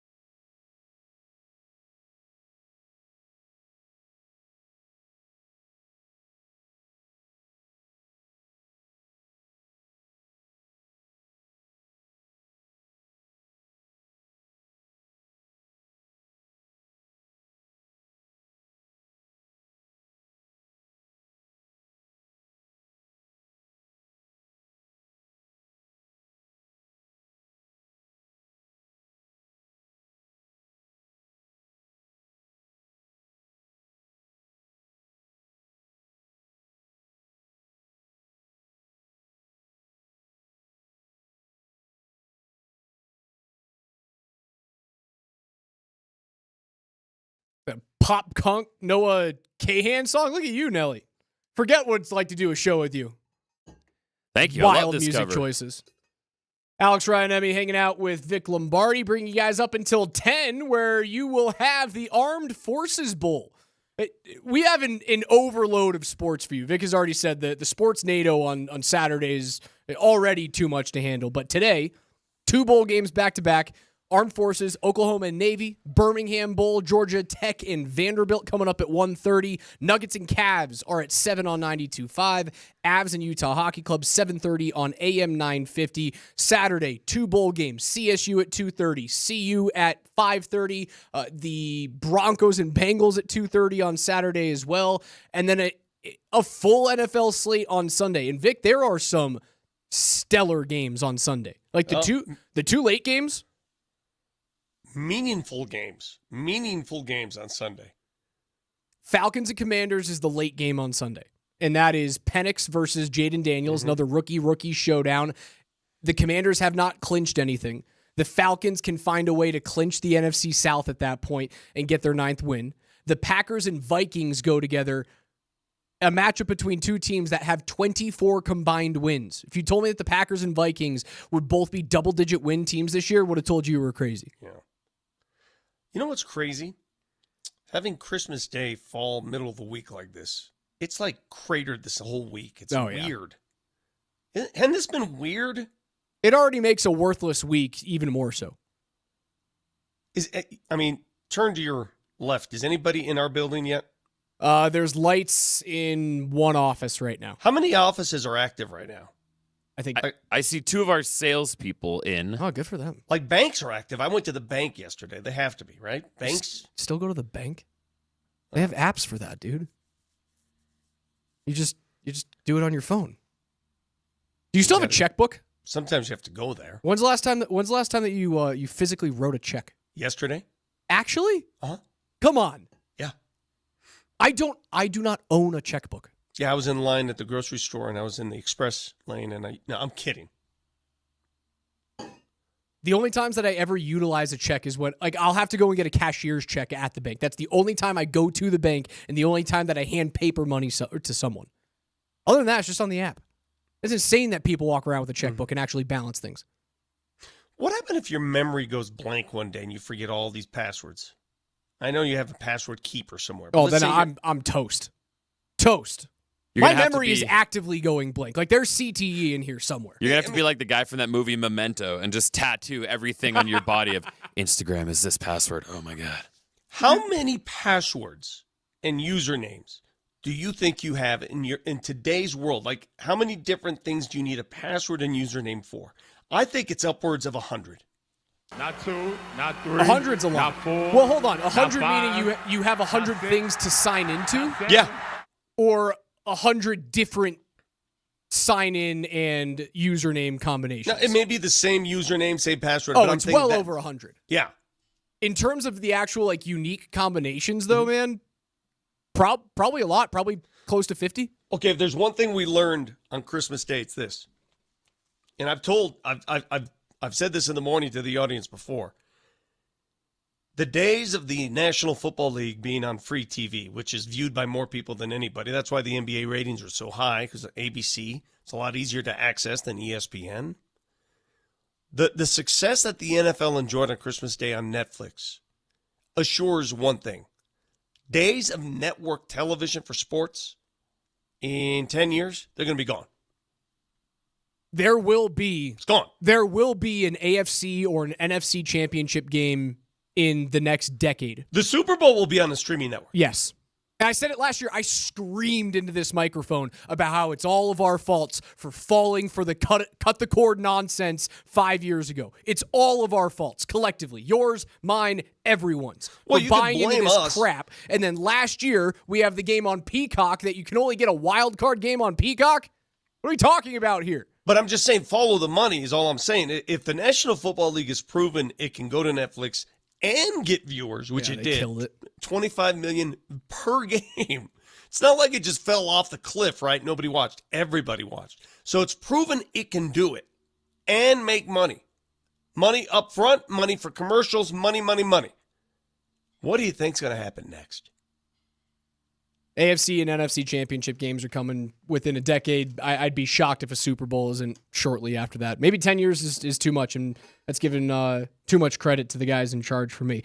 It's a Friday. It's time to get into some drunk takes, Nelly. Wait, really? We only have one day this week. Apparently. Mosher, Lombardi, and Kane present Drunk Takes. Brought to you by Lariat Lodge Brewing Company. Crack open a cold beer or enjoy scratch food and a cold pint at one of their 2 scenic locations in Littleton and Evergreen. We do it every single day here on Mosher, Lombardi, and Kane. Take a bunch of clips from throughout the week, although we don't have many, considering it's a one-day week. Slow them down. Make it sound like everyone's hammered. Nelly, what's first? Hey, Buffnut, are you worried about your quarterback's hands? What did you call me? Buffnut. Buffalo Bill. Nut. Like nut fan. Are you worried about your quarterback's hands? Call me a Rocky Mountain oyster? He keeps looking down at his hands. The old Buffnut. Is that Rob? Did you do a show with Rob this week? Yeah. Be nice to him. Buffalo's in a good position. Be nice. You know, I mean, someone who's nutso about his team. He's nutso about Buffalo. That's what I call him, a Buffnut. What's next? I'm not I'm not your boy Josh Allen. I can't get it up over that net. You're saying you have trouble getting it up. Is what you're saying. Rocky Mountain Men's Clinic. Where's Moj when you need him? Did Nelly just drunk take himself? He sure did. We're scraping the bottom of the barrel, Vic. That's the holiday week for you. Drunk takes himself, steals a read from Moj. What's next? Santa baby, Mosher's got a stinger for you. It's true. So hurry on the chimney tonight. Tell me that's the voice of the people. That was Flax on Yes! the Voice of the People. That's the golden piece of voice of the people. It's not used enough, people. It sounds good. It sounds broadcast quality. It sounds better than you sound right now. Too good. Keep them coming. And they want me to wish you happy Chinooka. I have no idea what Chinooka is, but happy Chinooka because they said so. Who was that again? That was Smokey Robinson on Cameo. Dude, I had one of the U18 players with the T-Birds. We were going through holiday stuff, and there's a kid of Jewish faith on the team, and we've got a Christmas tree up there and lights and stuff. We're very festive for the Christmas holiday. And one of these kids goes, "Can we get one of those? What do they call them? Those those Jewish candles? Can we get one of those Jewish candles in here?" Losing my mind. Nelly, what's next? You wouldn't just ask somebody in the store. You would call your wife before asking. There was nobody to ask. Would you just not out of blind desperation throw your arms in the air and go, "Where are my nuts?" I've done that. Hell's that?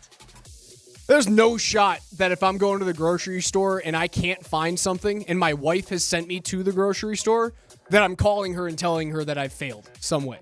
She's the last call I make. Dude, I went to the grocery store on Christmas Eve late. The lines at the grocery store were like, I've never seen anything like it before. There's nothing on the shelves. It's like a hurricane was coming. It's like it was like COVID all over again. I did the same thing. I think I had to go get like butter or something for a potato. And then my cart wasn't working. The wheels were locked. So I had to move the cart, manipulate it on one wheel, like do a wheelie. And people were looking at me like I'm a weirdo. All right, Nelly, last one. All right. Boy, that is an old guy thing to do, though. But you know what? To shove this black and white thing down a young person's throat, like, you gotta watch this. Excuse me?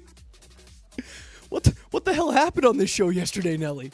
That was because I think Mosher was saying that he made the young people in his family watch It's a Wonderful Life, and D-Mac was saying he's not a fan of that movie, and you shoved the black and white film down someone's throat. But he did not word it that eloquently. No, he didn't. He didn't. That's what happens when you have, like, when Moj is on a show and he doesn't have the buffer of Vic and Brett to make fun of him, that thing goes off the rails. There's a reason why they had drunk takes and we didn't. I police the man. You do. Vic, Nugs, Cavs tonight. Said it's a tough game, horrible matchup. Prediction? Wouldn't surprise me one bit if the Nuggets win this game, because that's what the Nuggets do.